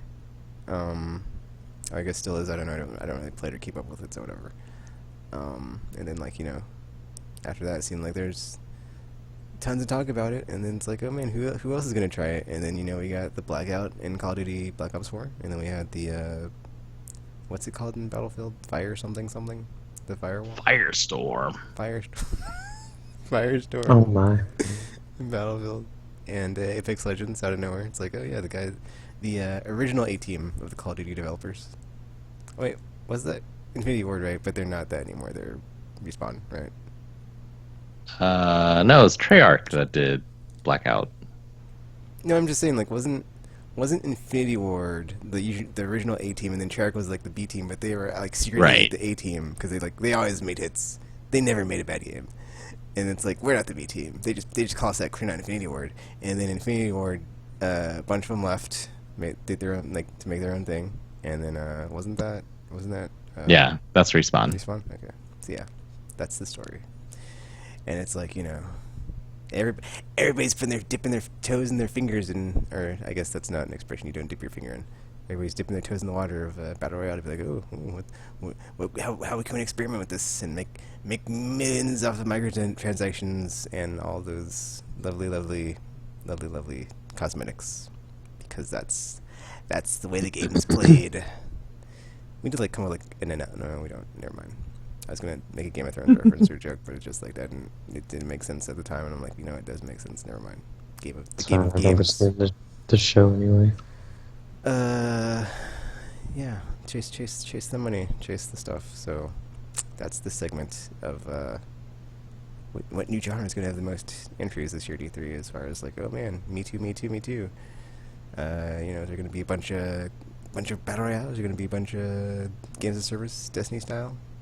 Rip Anthem, Fallout 76. Is there going to be a lot of free to play? Who knows? Whatever, free to play everything. As I said that one time, that's not multiplayer anymore, or that's not single player. Because I think it's a coming. It's a lot of it could happen. I guess I'm not saying it's going to happen, but it's it could happen. Be prepared, everybody. Get in your bunkers now. So yeah, that's the segment, and that's the question the question asked to the panel here to answer. I think after we've seen all these other Battle Royale games, I think we'll still get some, but not as many, because it seems like after Apex Legends came out of nowhere, it's wow, that was kind of interesting. It's there's I don't think we're at saturation, but it's I think it's hard to pull off, because it's just, I think it's also something like that where you can just you can also just announce it whenever, and people will be like, oh man, another one of Fortnite, but not like Fortnite. So just have instant press or exposure without having to be at a really big event. Also, it seems kind of whatever. It doesn't seem to suit that environment, because the people that are fans of that would probably skew more casual, or just not be as into the people that tune into that. So I think Battle Royale probably not gonna have a lot of entries. Probably more games of service, because it seems that is where everything is headed. I was thinking about this because RPG was talking about Black Mirror on Twitter, and then I was thinking about how basically after Destiny there's a lot of games that kind of wanted to be like that, and then just in general, some of the games I play this generation, it seems there's a lot of Like I feel like this is like the generation of grind, of like RPGs in general. Like that's a thing, but it's like I think not until recently has that been like creeping into like everything else and just like making me want to like not play them, or just like I see like any open world game and I'm kind of wary as far as like how bad is it, as like is the game I can be in an open world and just go and have fun, or has it got some like weird ulterior motives of trying to like turn me into some ching ching machine where it just like drains all my money from like all the grinding that I could do, or just like circumvent with money, or just it's like I don't trust anybody anymore. So there's that. Or just like my time, it just sucks all my time. It just wants all of it. So it's like I see games of service. That's I think that's the thing. I mean, there was like also like a comment in one of the quarterly earnings things from EA where like they said something about that. I can't remember what it was right now, but it was like really weird. They said something about like I don't remember the specific line, but they said something about like we could see more games, blah blah blah, like this something because of something profit, and I was like, oh, so. I'm not as I mean, I'm always wary about the free to play thing, but it's like it hasn't gotten to the point in my like my nightmare vision prophecy of like everything is like just here's the base game and you don't get anything else because it's just we add on top, and then you just play that over and over and over again until you want to buy money, or I'm sorry, not buy money, but like buy virtual currency to get the virtual items because you put money in. Nothing comes out. That is that is the nightmare future of free-to-play future. Ugh, terrible. So I'd say games and services probably get like a bunch, maybe a few battle royales, and not so much free-to-play because it just seems like it's not the right venue. So we'll see. But that is my prediction in the first, second, and third order for my choices. I think it's gonna be single player games. But single player is dead. They said that a while ago, and well, okay, so what I would say is that right now is a weird time. There isn't like a clear one. Like if you think of Battle Royale, we're at the point of essentially like when World of Warcraft was like super popular, and that's the game that everyone talked about, and every other person was like, oh, we're gonna make a World of Warcraft too, and just like none of them, man, that was such a weird time, dude. they're all gone. When it's like you had what was that game that Richard Garriott made? I can't think of the name. That seemed really interesting at the time, but I can't think. Ultima? No, he had like an MMO that was like in the era of World of Warcraft, because it was like a modern setting, or like a contemporary setting, but like future with aliens, and like we got invaded, and it was like sci-fi, but like everything else went offline. Like that's kind of like what I'm thinking now. Is it's like all those games like from that era, like offline, like Matrix Online is offline, City of Heroes is offline, effing or games that like never came out, like Huxley, that was supposed to be like a really cool first-person MMO that like never happened. Star Wars Galaxies offline.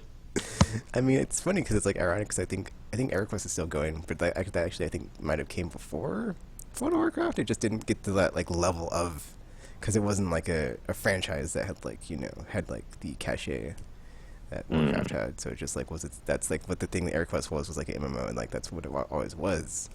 And then like still going on, but like it never caught on like World of Warcraft did. It like World of Warcraft basically wow, I'm trying to think of words. It surpassed it, there we go, and like it never looked back. And so it could never, I mean, it's sort of the same thing. Like Fortnite has built itself into something that is like people invest in it, whether it's time or money, in much the same way that people invested in their World of Warcraft characters. good point. So it's like really hard, I think, to get those people out of there. And, on top of that, like during World of Warcraft time was weird because like World of Warcraft came out, it was just insanely popular. And then a lot of other ones like kept coming out and kept failing. Yeah. And yet more would come out after them. And it was just like, this is sort of a weird thing. Um, these days, I think, especially with the bigger publishers, they seem to be more wary of everything. And Yeah, so, that is true. This is like probably the we've most risk averse like era yeah, ever. like there's already a bunch of battle royale games, and like a bunch of them have failed already too, and have like gone offline. Like the last time, the one I was thinking of was the Culling. Oh yeah. The Culling 2 came out and no one was playing it. Like you could go on and watch these videos of people like parachuting in and then the screen immediately saying, "Oh, you won," because that was the only person in the game. I don't remember the calling, What but is the I calling? do remember the calling, but I do remember the game Cliff Bleszinski made that was like 80s themed. Oh yeah. I can't Uh remember the name now, but yeah, it was it was just after like Lawbreakers. very quickly, very brief lifespan. And like even Apex Legends like has dropped off apparently a lot since it came out. And Well, so because it was like the new hot thing, and then it's just kind of like, okay, I've seen it now, and then we'll just like go back to what I was doing before. yeah. So I think, if it's gonna be Battle Royale, it's not gonna be other shooters, I don't think. I think It's it's gonna gonna be be things like Tetris 99. Oh man, Tropical. I was like, the minute you said that sentence, I was thinking in my brain, 100-player fighting game. Maybe. because that's not chaotic at all. So basically, it would just be like the First Hunger rule of Fight Games, Club. except you know, Obviously, you all broke it because you're all here. it's true. It's like, well, someone had to tell somebody. So I mean, Oh man, I would man, actually enjoy that chapter Cole because like I think that's kind of what happened with the MMOs over time. Is like you had the whole fantasy aesthetic, but then like people tried different things, and then Mm, like some stuck, some didn't. But then at least you got like other stuff. So that's probably what's going to yeah. happen. That would be cool. Like I don't expect the next Call of Duty to have Battle Royale in it. I What? think they're gonna keep Battle Royale with Black Ops 4, and then like Firestorm will be Battlefield's Battle Royale for the foreseeable future. And I don't think that they're gonna try to make a new one for the next games. what's the Just appeal of battle royales anyway? I don't I understand. think in the beginning it was just sort of this novelty. It's like, oh, it's 100 players, and then the way that you play it, it has sort of that tension of like Metal Gear Solid in a way, or the later Metal Gear Solids, in that it's like it's sort of stealthy. You don't want to get seen, but also if you do get seen, like you can handle it if you're good enough. And it was like with PUBG, it was very like aim assist and stuff was all off or whatever, so it was very like skill based, I guess. So when you were able to survive or you were able to like kill someone, it felt like, oh, I've done this pretty amazing thing here. um and then yeah, to be able to be the last person out of 100 players, like when you think about it, it's like what games support 100 players at the Meg. same time on the same map? And it's like, well, there was Mag with 256. I think Battlefield had 64 on 64, maybe on PC. Um, That might have been it yeah, too. like 'Cause I think that's what Battlefield 2's like big thing was like the just massive battles. yeah, but like I think there was some novelty in just having like 100 players connected to each Oh other, wait, actually there was a all in the same place. Planet Side, which was kind of MMO, and then there's Yeah, some other game on Xbox, did the Duke era, I think. I can't remember what it's called. It was some like Delta Force something something, some military shooter, but I don't remember the name. So mhm. But yeah, I think now that I think some of the novelty is over as far as battle royale. Like people have decided whether they like it or not, and so there isn't. I don't know that there's a huge untapped market of people who want to play a 100-player battle royale shooter that aren't catered to yet with any of these games.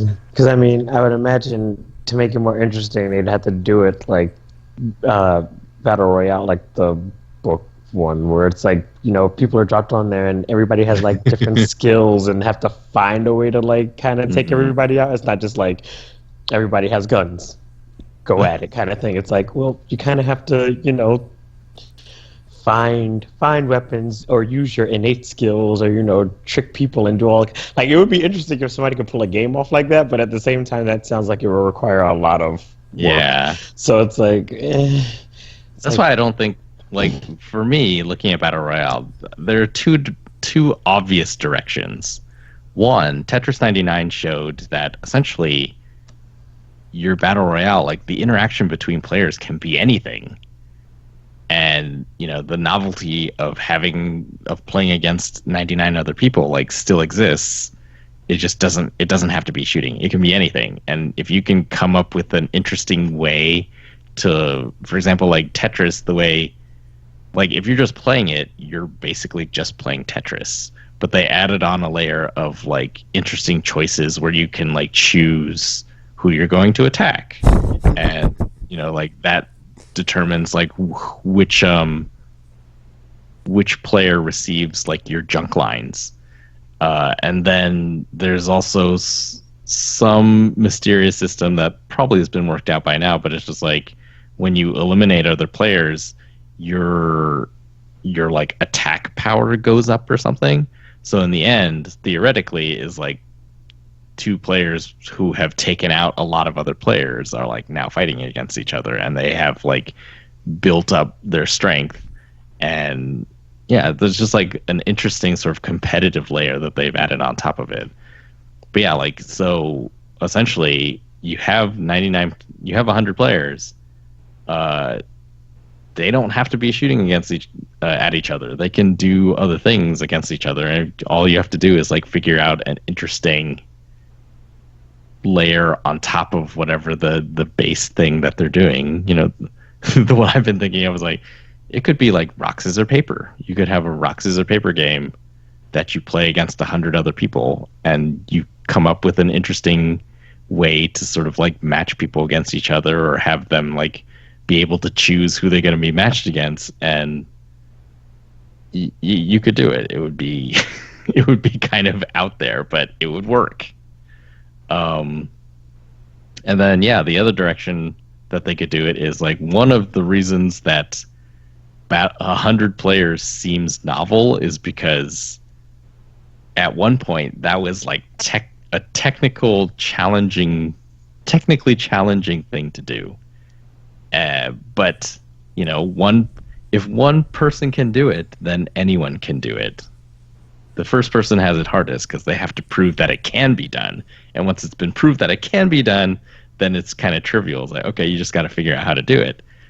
And yeah, like, there are other things you could have 100 players connected to each other do that we haven't had before. Ooh, man, tropical. Like, the more you talk about this, the more I'm like thinking of like I wonder like when we'll get like variations on the formula. Like you had basically when FPS first came out and it was like Doom, Quake. You basically had like deathmatch, team deathmatch for like the longest time before like capture the flag, CTF, and like stuff like that came along, where it's like other modes that you could like put into this. So now I'm just like thinking of like, when does the crazy happen of like you have 100 people, but now it's like, instead of just like the every person for themselves mode, like free for all craziness, you have like actual structured like modes. That'd be pretty insane. Yeah, that are like garnered towards that. That'd be pretty cool. Like, I saw PUBG had an interesting mode where it was like 4 of the players are on a team against the other 96, and it was like a zombie survival type situation. And it was like, this is a really cool idea. And then see, that'd be like really recently, cool if, like, all the people that were like the zombies were like reduced speed and health or something to like give the other people like a handicap to where they had like a chance. It was really insane. It was more like cool. 28 Days Later. So, but then like the zombies were coordinating with each other, so they couldn't use guns or whatever, but like they could like jump out of the grass and like hack you down. And it was really cool because the one I was watching was like the team of four was sort of, trying to find weapons and stuff in different houses because that's what you do. And like the 96 other players were like hiding in the bushes and trying to like zombie stealth their way, within range, and then just like everybody charge. It was like, this is awesome. Oh man, that's Zombie actually interesting because, stealth. like, yeah, it's like theoretically you could overwhelm them because they're gonna run out of ammo, and then like if Yeah. they're in a building, they're stuck. So it's like, yeah, that could work. And there's a lot more of you than there is of them, so I mean, it's basically Days Gone, but all of the freakers are people playing that. Just like, that's really cool. they're people. Yeah, like recently Fortnite did a special mode for Avengers Endgame, and it was like I'm not sure how they divide the teams, but it was essentially one team was the Avengers, and you would like drop out of the plane like usual, but then you would like go the weapons that you would find in chests would be like Avenger weapons. So it was like Captain What? America's shield and like Thor's hammer and like Hawkeye's bow and Iron Man's like gloves, and they all had like unique abilities. So like you could hover with Iron Man's gloves and like shoot repulsor beams, and then like Hawkeye had like a grappling hook as the secondary fire, so you could like just launch yourself everywhere like Spider-Man essentially. And then the other team was like Chitauri, alien guys, and they were trying to recover the Infinity Stones for Thanos. And I think it was like once you got the first one, then one player on the Chitauri side would become Thanos, and it would like he worked essentially the way he did in the Thanos crossover that they did earlier. And so he's like super powerful. He's got a lot of shields and health, and he can like one hit kill any of the Avengers. And the way it worked was like if Thanos got all 6 stones, then like whichever side, or it was like I think there was like 100. The Chitauri side gets 100 lives, and the Avengers is just trying to whittle down their lives. Whereas the Avengers, if Thanos got all 6 stones, then they would no longer be able to respawn. So then you would just like be down, everyone would be down to their last lives, and then they wouldn't respawn if Thanos had all the stones.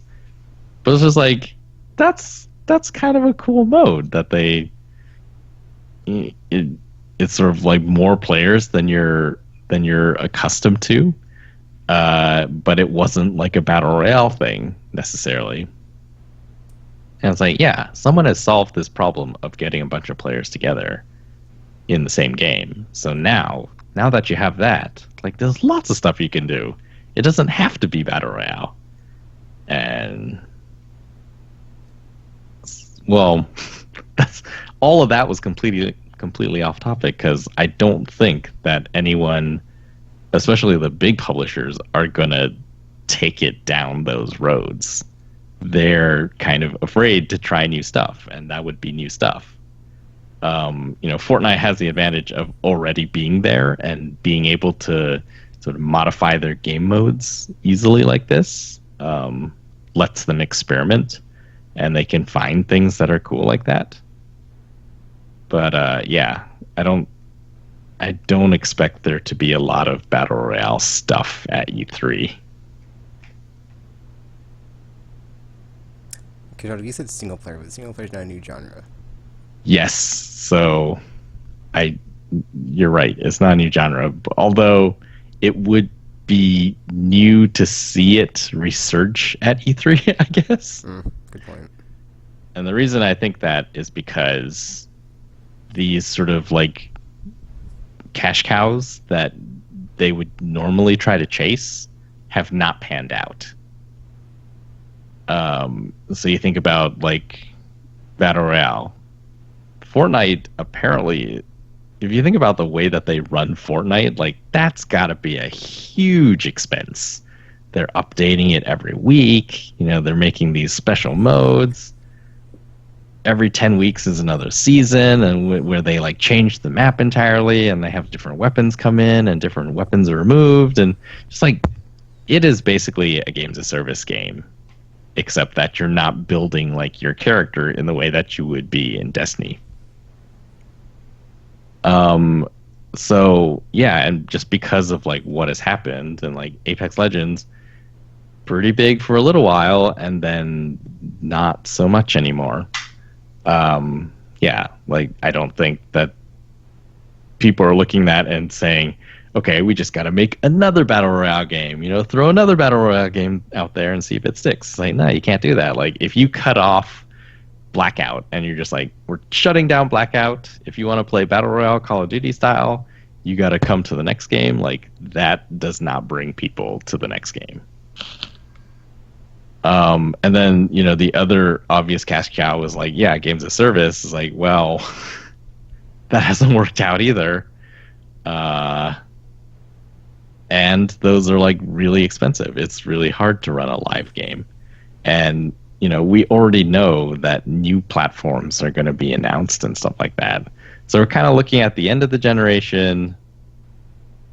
Cash cow ones are like require heavy investment and all this, and like player investment is what you're looking for. But if like everyone is going to be jumping ship to another console, then you're looking at like 2 years, 3 years maybe that people will be able to invest in these things. I guess I didn't consider that. And It seems like there might be like a drawing down since we're at the end of the gen, so like there might not actually be Yeah. that much at E3 at all, maybe because everybody's like saving their big guns for the next gen.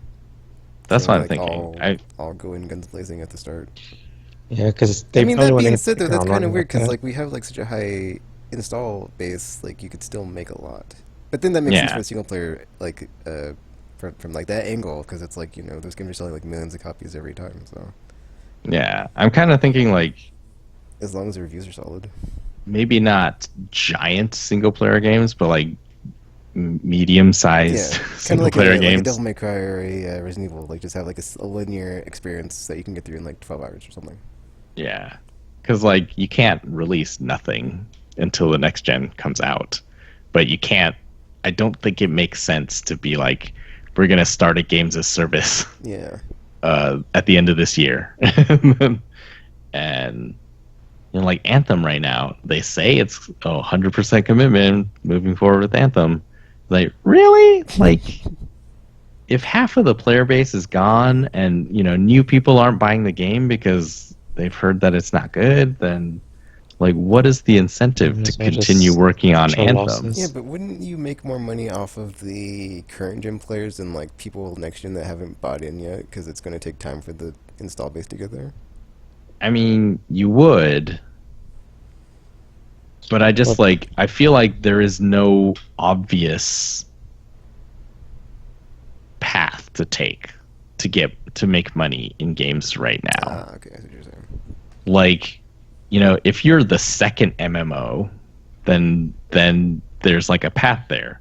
If you're like the 20th MMO and like one of the first 5 was WoW, then it doesn't make sense to be the person making the 20th MMO. And like I think at that point, like, you can do anything. Anything that you do with your MMO, it's not gonna like set the world on fire, unless you're. I can't even imagine. You would have to do something just amazing.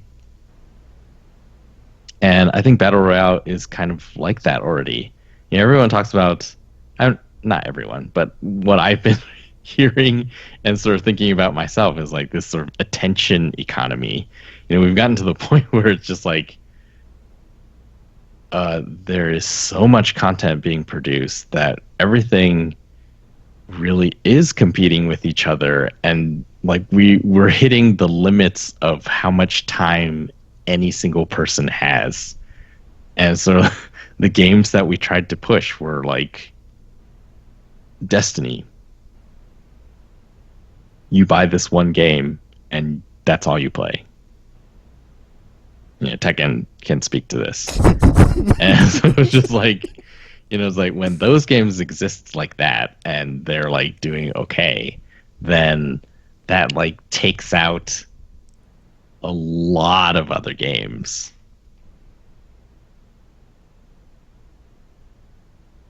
And so, yeah, like I think you're not going to get to the 20th Battle Royale. You're going to get to like 8 or 9 of them, or maybe 10 of them, and then everyone's like, oh well, that's kind of saturated because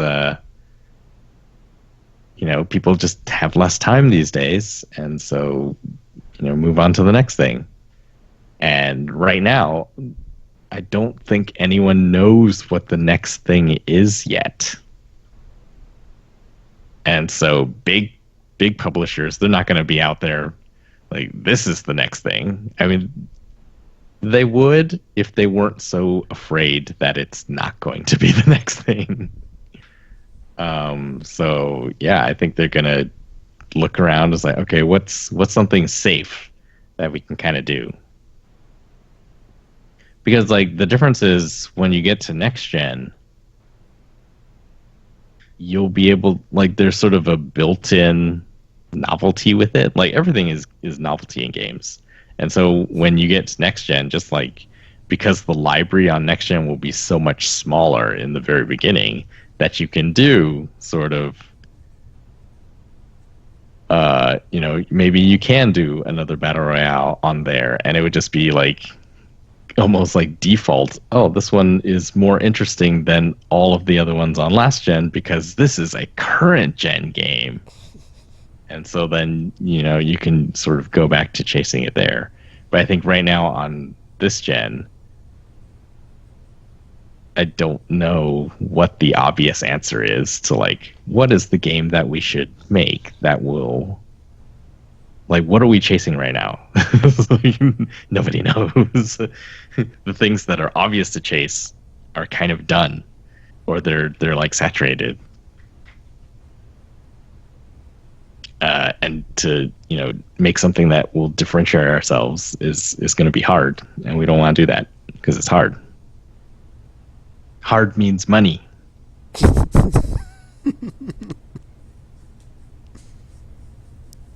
Yeah, so for me, it's like, well, single player games.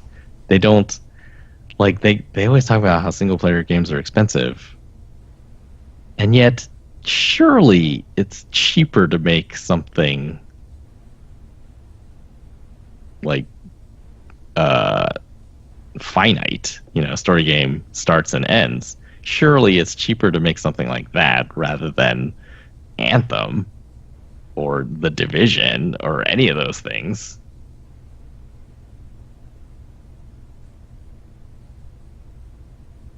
So, yeah. Oh, I also feel like how their stance on EA's stance on was it Jedi Fallen Order? It's like, oh, it's a single player game. There's a beginning and an end, and there's like nothing after that. It's like,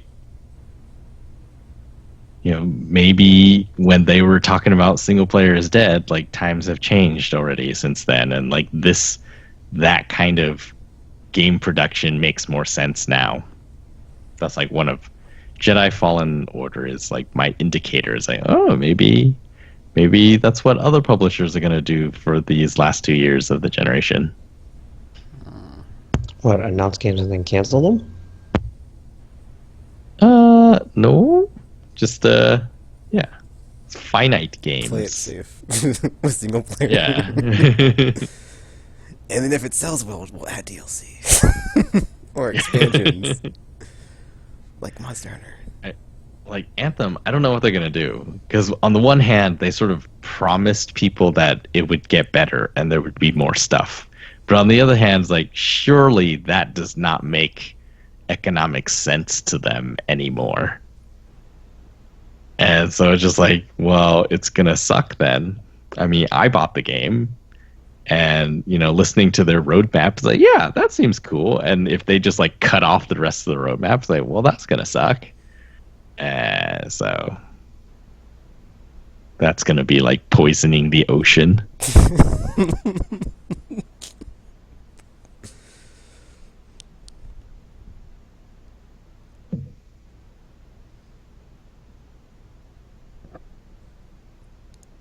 Anywho, RPG, what do you think?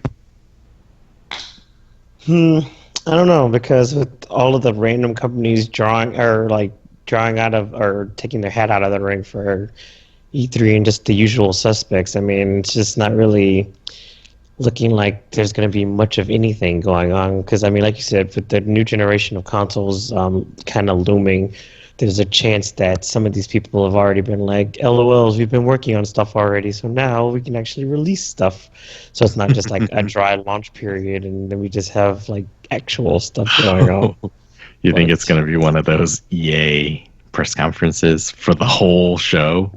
It's like, oh, here's a little tease of something, and it's like their producers talking about, oh yeah, we can push these many polygons, and it's gonna look spectacular, and you'll get like a 5 second like a concept clip art or of something. some, yeah, like concept art. It's gonna be Look at what we're entire looking to concept do. art E3. Yeah, because it's like people. Because I mean, I can almost. I mean, I'm pretty sure most of these developers are probably already working on something, or at least in like pre-production of something for the next generation of consoles. Because it's like you don't want to be the last one left to to release anything where it's like, oh, everybody's trying to pick up. It's like this is the perfect time to do it when everybody's in new console frenzy. Because otherwise, it's like, well, we waited too long, we missed our chance, and now we're doomed. So, if anything, it's probably going to be a resurgence of all of the genres, only because they have new consoles coming. But I don't think it's going to be anything soon. So, this E3 is probably going to just be like kind of meh. And then, like later in the year, at the later game conferences that are like overseas and everything, or and then like next year we'll probably get like more. It's like, well, we were working on this, so this is happening, and then we'll probably see more, actual stuff going on since they have a new toy to play with. So, yeah. Oh man, actually, yeah. I think another possibility is remakes and remasters. Yeah. That's probably going to be the way a lot of people go for now because they're like, well, let's start moving stuff over so you can play this stuff before we announce our inevitable sequels or whatever else is happening. Or in the case of some people, they're multi-part games because that's necessary. But yeah, I guess like what stragglers are left that we know exist but haven't come out yet? What do you mean, stragglers? So, like, we know, what's that game? Skull and Bones, the like pirate ship game for Ubisoft. Like, that's been announced for these consoles. there was Beyond Good and Evil too. Isn't out yet. I don't know. Was Beyond Good and Evil announced for these consoles? I mean, when they announced I guess we they didn't. assume so. I was about to say it's like because at that time we didn't. But the problem is, it seems like they were like still in like super alpha when they were showing off this stuff. So it's possible that it might end up going the way of like the Last Guardian and Final Fantasy 15 and ending up on the next generation because they're like, well, we kind of can't do this. Yeah, I guess that would be because like the architecture of the new consoles is supposed to be more similar than say like the jump between a PS2 and a PS3. So maybe it'll be, because that will be easier, maybe more of these stragglers will just be like, oh, cross-gen or it's like easy. delayed to next gen. Because I mean, yeah, there's not like I guess a lot of them left. Because I mean, Final Fantasy VII, the remaster or remake was announced for these, and then with Beyond Good and Evil 2 and then Skull and Bones. I mean, and Psychonauts 2, I guess 2 was announced like 20,000 years ago, and they still haven't released that yet. But there's not. I don't think there's really like a lot left actually. Because it's possible that some of them kind of. I mean, the thing is with these new generations, like I'm sure the developers know ahead, like well ahead of time, like this about to happen because obviously they have to start working on stuff because otherwise it's going to be like, oh, we just found out yesterday that there's going to be a new console, so just like you guys, we didn't know, and now it's going to take. We have 6 years, so it's like yeah. So I think some of them. So I think with like new consoles, like with these generations, like they probably get like dev kits at least, but they're just like, well, you're not allowed to talk about this because we're not announcing it yet. But you know, this is so you can start working on stuff because otherwise, if you don't start now, you're probably going to be behind and not be able to make anything in time, and it's going to be another generation. So yeah, but yeah. So that might be why like some of them kind of like slowed down a little bit or released like safe games. So it's like nothing that's too like not like really new IPs or anything, but like something that they could easily kind of get behind and kind of release and then like prepare for other stuff later. Mm.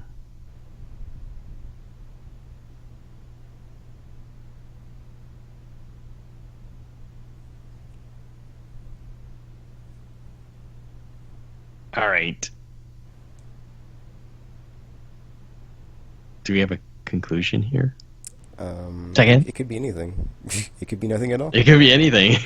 It could be just a lame duck session until next gen. Of like, no, you're not getting anything because we're all in pre-production for next gen. So enjoy these remakes and remasters because that's the cheapest we can do. That's the cheapest route to go. Well, I don't know if remakes are cheap because you kind of a lot of those Or have to no, be yeah. built yeah, from no, the ground no, up. Remasters. remasters. Yeah, enjoy the remasters and retro compilations because there's a lot of those too coming out. Jeez. I wonder if maybe the cheapest thing for EA to do is to actually fix Anthem, since they've like already spent the money and made the thing.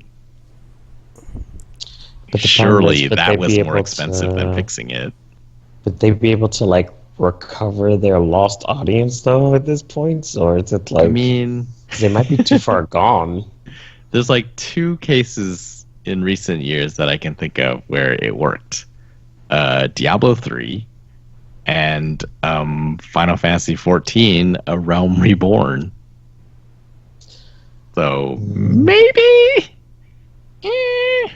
Yeah, but people don't trust or like EA, so there's that. Who did the other ones? Blizzard, yeah, people like Blizzard. Square, yeah, okay, so who knows? But people like BioWare. Yeah, but yeah, but the problem is EA is the problem. He's right because they're the ones that are like Frostbite engine guys. It'll solve all your problems, but then it only made problems. I don't think they ever said that. They They prob- probably said, Frostbite, it cost us nothing. Well, they're the one that gave the mandate, so it's their fault. So Yeah. So, I didn't prepare, so I don't have a lot of news.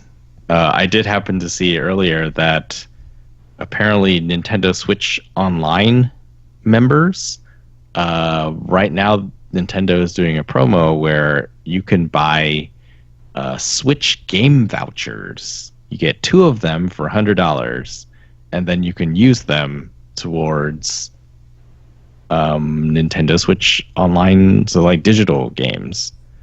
And they're like, oh, that's a $20 savings because all those games would be $60. And their examples were like Breath of the Wild, Mario Kart 8, and the upcoming Super Mario Maker 2. yeah, well, So I'll that's- keep that $100 and use it towards Ghost of Tsushima, Last of Us 2, Death Stranding. Thanks for trying Nintendo, but no thanks. It's kind of a weird program. And then obviously last week was the second PlayStation State of Play. They showed off some more Iceborne Monster Hunter World footage. Got to see some monsters and stuff. It's a Monster Hunter, surprise. As you would expect. I watched it at work with the sound off, so I was like, only getting like half of the audio video feedback, but like I was kind of negative on everything I saw. I was like, oh, this isn't. I mean, this was a known I was like, there's quantity. snow. There's Yeah, it looks like a land shark, but isn't that the same creature as the one that swims in lava and the one And the that same thing swims in mud? Yeah, so it's just the snow version of them. But then they showed some like big dragon thing, which I assume was in previous Monster Hunters. It is not. Oh, so it's a new dragon thingy. Yeah, that older dragon is new. They were like, "Oh no, it's bad." I And imagine it's weak against fire. Oh, Yeah, you'd actually be Maybe it surprised with is. some of these monsters maybe sometimes. it is. It's probably actually Um, against thunder. Enjoy.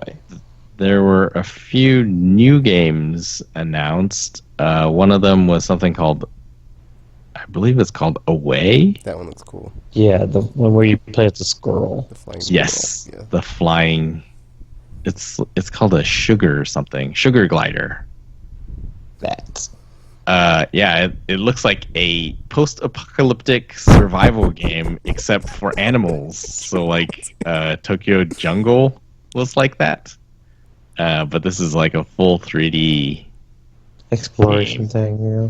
It reminded me of actually the footage that they've been showing of Ancestors, the Humankind Odyssey. That game that the original creator of Assassin's Creed has been making, where it's like the gorillas. That's what it That game is like reminded super me of. hard.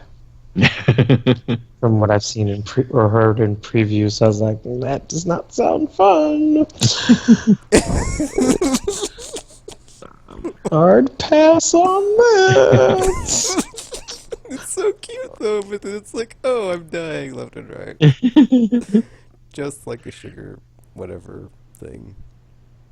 Then another one that they announced was I believe it was called Predator Battlegrounds. I was very infuriated I when I feel saw like that's this. maybe wrong. I was like, why is this here? Like, okay. Time out. I was fine until it like ended, and I was like, "What the f? That's it?" Because it was basically like not actual gameplay and like bold Yeah. text at the bottom, and then like dudes in the jungle, and then panning back to Predator looking at dudes from a Although predatory stealth position.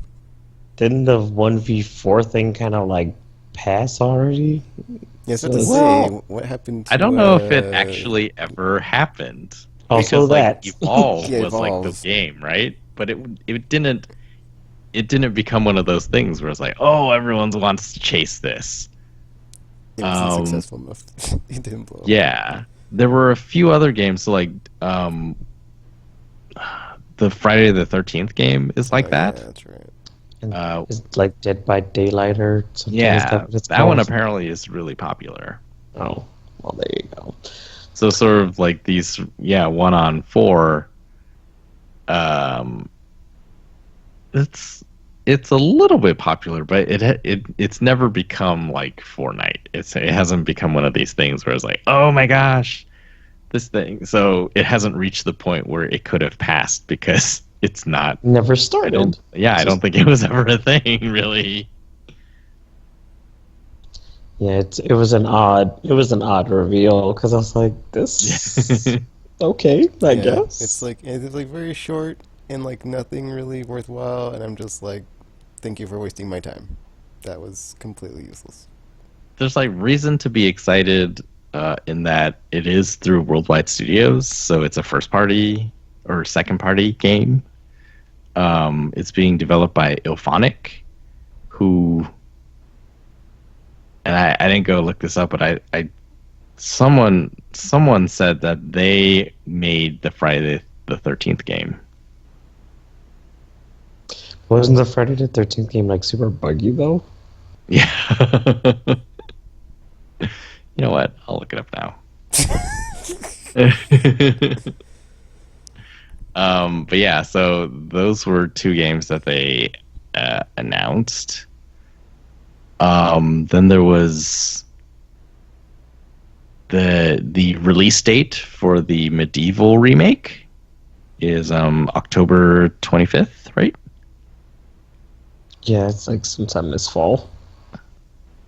What, are people really excited for that? I'm I not. have no idea because, I mean, the only experience I have with Medieval was like the demo from the demo disc way back in the day. I never actually played the game Uh, itself. So for me, I was just like, when they were saying they were remaking it, everybody's like, yeah. I was like, I guess. Just like, wasn't like Yeah, it's like there's a super. long list of JRPGs I'd put above this, but okay. Legend of Dragoon, Jade Cocoon to name two. Just saying. But if Legend of Dragoon got a remake, great. Oh my gosh, in modern graphics would be amazing. Any game from that era would look amazing in modern graphics. Ah, just like the Final Fantasy VII remaster, and it's just like imagine the things from PS1, but like this. And then I saw some like tweets of like side by sides of like, hey guys, remember when this person from Avalanche looked like this and they look like this now? And it's like, man, we need to we need to go back to the future and bring everything back. We're not back to the future, but like we need to like remaster everything. I think I said that at some point, or like we said like if this is like their do-over generation, so it's like redo everything, everything. It looks so good. All right, so it says Ilphonic co-developed Friday the 13th, the game, with Gun Media. And that game, the Predator game, is not called Battlegrounds. It's called, I don't know why I called it that, Predator Hunting Grounds. I mean, And it's being co-developed with 20th Century Fox. And Sony will be publishing. Probably because we talked so much about Battle Royale this episode. Maybe. I had grounds in the name. You're close. Yes.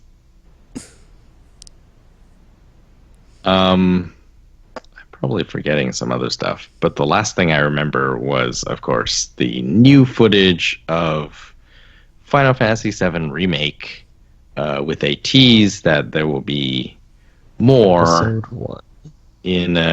in more information in I June. was like, dude, don't do that. Don't like give me a breadcrumb and then be like, wait, there's more. It's like, dude, you should like especially like with this game, 'cause it's like it's another like versus situation where it's like it's gonna take forever. It's just like Well, even more so because they're releasing it in parts. So yeah, Yeah, just so like, it's that. episodic. It seems like, where do you think episode 1 ends? I well, want based to on the believe. footage they've been showing, it's like this because where the battles have been taking place. It's like it's very early in disc one, so it's like this is going to be a lot of episodes. Yeah, in this. I'm afraid they don't even like get to Shinra HQ in episode one, dude. Like I don't even think like Yeah, I it was seems hoping like that they're gonna it be- would end at like where disc one ends when you like get to the sweet highway chase of like, oh man, that first part's gonna end so well, but I'm like, this is all very early, Yeah, like first it's hour early. yeah, Like, it's very if it concerning. ends with them like blowing up the first Oh my plant. gosh, I'm gonna be so, I'm gonna Just cry. like, really? I'm gonna cry. It's like next time on Final Fantasy VII. It's like so The this game is train basically going ride to back be home. 20 episodes basically because That would be terrible. It's gonna be a season.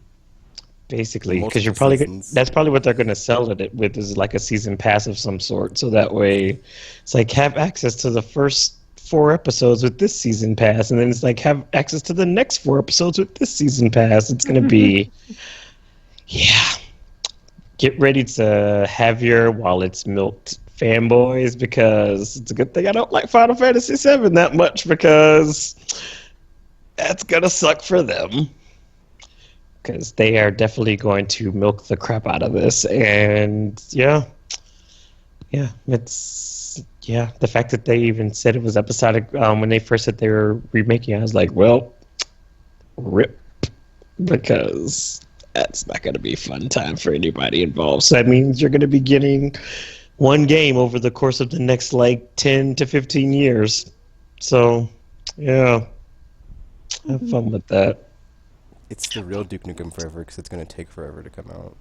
Basically.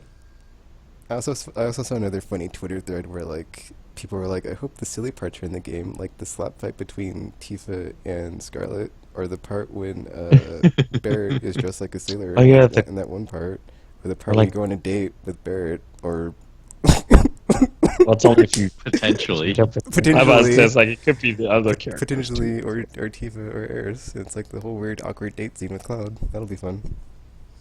Say something, I'm Cloud. pretty, Something. I'm pretty sure it's all there. Although I don't think Cloud, he's not going to be as silent this time around. I'm assuming because you know they probably updated a lot of stuff, so to make him have slightly more personality, I guess. So he's not a piece of cardboard. But yeah, good luck with that. I mean, I'll eventually get it, but it's probably going to be like once a good chunk of it has been released, so it's not like playing a 20-minute chunk and it's like, all right, well, I gotta wait for the next one because you only got about 20 minutes of playtime here. So enjoy, guys. Yes, there was another game that they showed. It was like Pixel, Riverbound. It was just like it appeared to be like it's not a brawler, although kind of. It's like a pixel, voxel style brawler adventure type thing with co-op, probably. And then the last thing that they showed was, or not the last thing, but the last thing that I remember was there's a new PS4 console coming out in like gray, gunmetal gray, like, I think. It was a preview for Days of Play. I was like, what? Yeah. Like, here's a new console. Tropical, don't buy it. Oh man. Yeah. So the second state of play, it's all right. I like how it takes no time. Because I was like sitting there at 5, and I was like, okay, it's gonna start, and then It's like it was almost already over. Yeah, I was like, how long am I gonna sit here? And it's like, oh, cool. It was like 10 minutes. I was like, all right, on to the next thing. I mean, it would be okay if they had these formats if it was just, I guess, better stuff in it.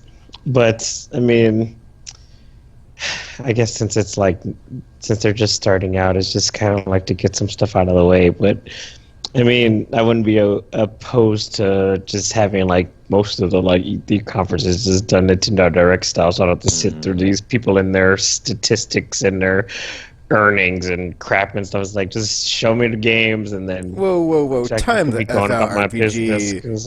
Time the F out. The last Sony conference was just games, dude. That was like the last Sony conference had them I'm sorry. various venues. The one so it was not. The one before the last one was like when they were like, guess what, Mother F has all we got is games and that's how we're gonna show, and then that was awesome.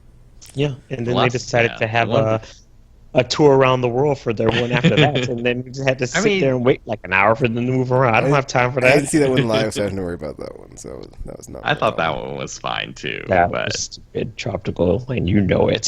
So I would prefer to not have to sit through crap like that and just have. I mean, I can't listen. I watch these conferences specifically so I can see the games and stuff. I don't have time for them to be moving venues and going all over. It's like I don't have time for this. Like I just go to Tsushima flute.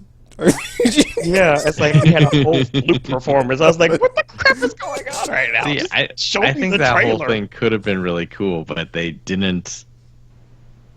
It feels like they didn't anticipate how long it would take to move people, because like they did have those like in between segments, but they didn't do one. Like there just didn't seem to be enough stuff in those in between segments. I was like, this could have been cool. It would be like it's sort of an experience for the people there. And then, although I guess they don't like to move, so like none of them were happy. And then we would like get to see stuff at home. They could have just did that for like a floor show or something instead of like having us experience that crap in real time during the conference. So I was like, well, this is fine, guys. We'll just wait 30 minutes. Pre-recorded the entire conference. Yeah, maybe. Because now it's just like, okay, we have to wait like 10 minutes before they all get to the next stadium or whatever it is they have set up for this nonsense. No, we have to listen to this guy play a flute because that's a thing that's Maybe happening that's now. why they left E3, just because people were just like, they're like, people don't appreciate our genius for It's press like, conferences. you don't deserve our art. Well, we don't want it. We don't want it. Like, what the crap, man? That's the last I time was we'll very have any of our spectacle. Ah. Don't get I me felt wrong. like I the love a year good before was really amazing, I and just it felt like it was like that. They had the sort of same mentality. It just like logistically, it didn't work as well. they didn't think that through. They It's like the really first didn't year, think that through. or not the first year, just like the previous one where they announced God of War, and it was like they had the live orchestra and man, everything. that And they was had that epic. part where there's That just was like epic. all the people hanging from the Yeah, ceiling. that was the game's. It That was, was the game's one it was before. just like that one was so That was Days cool. Gone, I think. It's like, yeah, this is like I would love all the press conferences to be like that. But they can't And be. yeah, like last year it seemed like it was like that, but it didn't it They did not they did flow that as very well. poorly because it's like even like at certain parts during the mid sections when they were trying to like cover for the fact that this is taking forever. Like even the hosts are like, "Well, we ran out of stuff to talk about because we're still waiting Yeah. for the transition." Like they needed So yeah, this is happening, guys. to pull it off. Like it would have been way harder, and they just like didn't do all the things needed to pull it off. Because if they could have pulled it off, like I think it would have been really cool. But they had to know that they were going to be moving like a lot of people like in a very short amount of time. So it's like you had to know that wasn't going to work because well now everybody's like trying to like push each other out of the way and then some people are going to be like, "Oh, are we supposed to be moving now? Are we staying here? What's going on? What are we doing?" This is like just oh my gosh, shut up and just go to the next venue. So it's just like it was just not that was just not fun. That was just not a fun time for me. So yes, do not want. So at this point, I think I'm okay. I'm okay with just like Nintendo Directs now because now that I've seen the horror of what can happen, I'm like you know what, Nintendo, you got the right idea because ain't nobody got time for this. But RPG was one time. I want more Live That's all. live crowd. spectacles. That's all it takes, Tekken. That's all it takes for me. That's all it takes for me. Once you screw up, I'm like, all right, I'm done. I'm done. You need to move to just your state of play style for your E3 conference too. Don't ever do this nonsense again.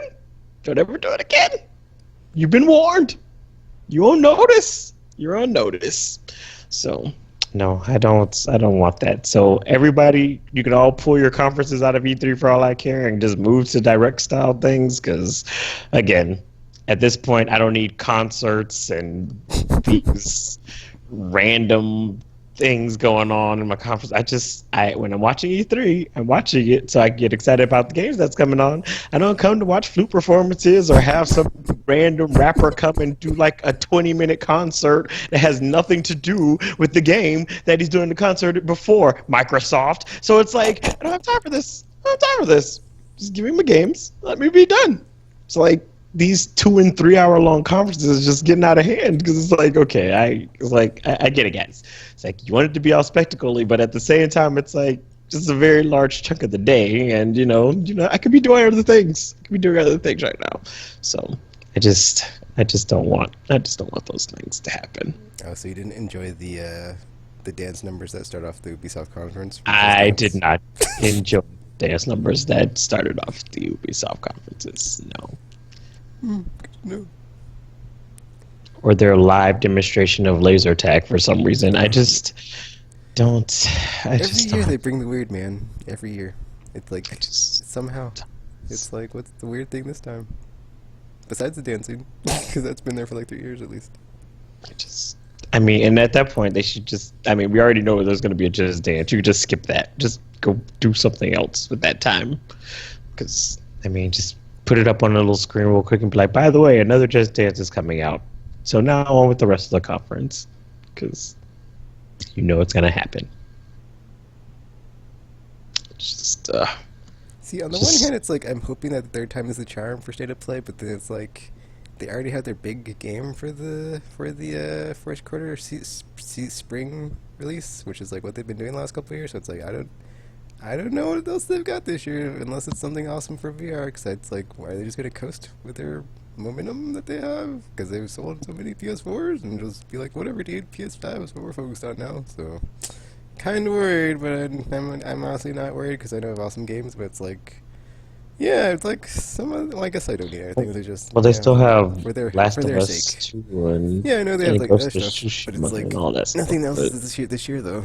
So it's like, what? I mean, medieval, but you know, for their sake, I'm hoping they have like more stuff. So, just that. I mean, that being said, all it takes is like one Death Stranding trailer, so it's like really, no, they kind of have a low bar because it's like RPG just said, it's like they have that in Tsushima and Last of Us too. So it's like because Days Gone already came out, and it was like the next one up in the Sony Cinematic Gaming Universe or whatever I was calling it that one time. So. even though none of them take place in the same universe.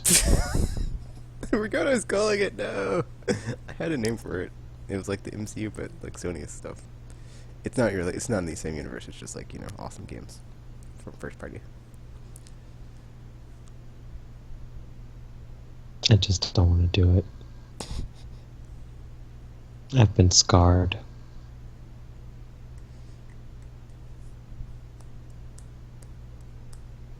And then I think it was during the last week they announced 2 new PlayStation VR bundles coming out. What?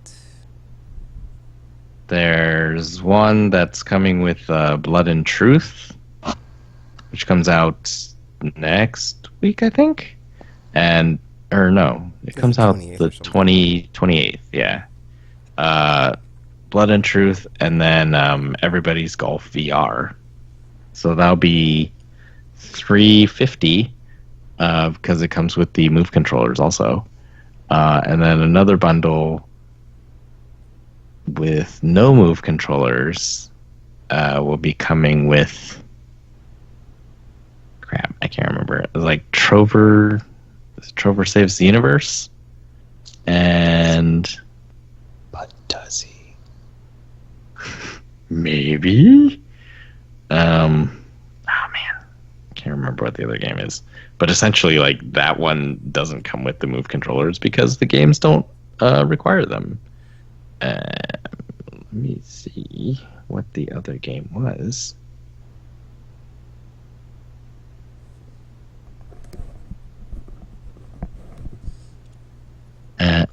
Oh, actually, I think yeah. It's like I was thinking of all like the things that would be missing if it like wasn't in front of an audience and anything. But they could still like do the thing where it's like they have like one more thing because it's like you could just have like a question mark on the screen before the video plays of like we've got this secret surprise trailer, so they could still like have the magic of like surprise. The other bundle is Trover Saves the Universe and Five Nights at Freddy's VR for $299.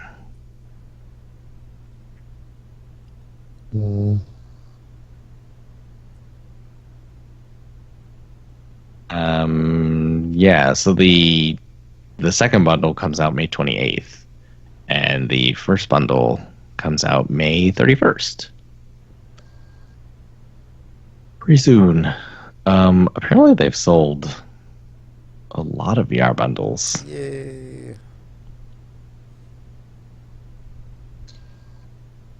Well, they did. I mean, I guess they plan on supporting it, so. Yeah. PlayStation VR is doing okay. And now we know that the headset will be compatible with the next PlayStation. So it means you don't have to throw it away. Huzzah!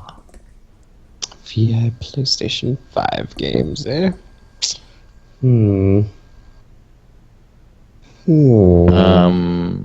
Yes. And then finally there is a new Nintendo Direct. I think it's tomorrow. It's going to be about Super Mario Maker 2. That was today. That was today? Yeah, they already did it. Oh. All right. I didn't see it. so I don't know what it's about. They just showed off a lot of the new styles. I mean, apparently there's supposed to be one left that they haven't showed because I guess they wanted to save it. But then Uh-huh. they were in like playable characters and all these other things and changing like the tools and the day and night cycles and all this other nonsense. So yeah. Cool. Well, never mind then. My last news story was the VR bundles. Good job. Yeah, so that's the news.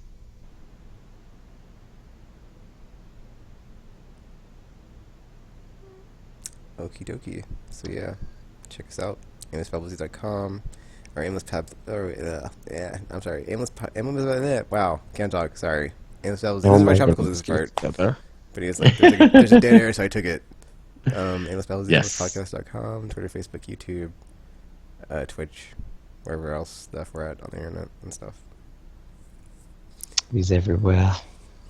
Anything to say before we start off, RPG?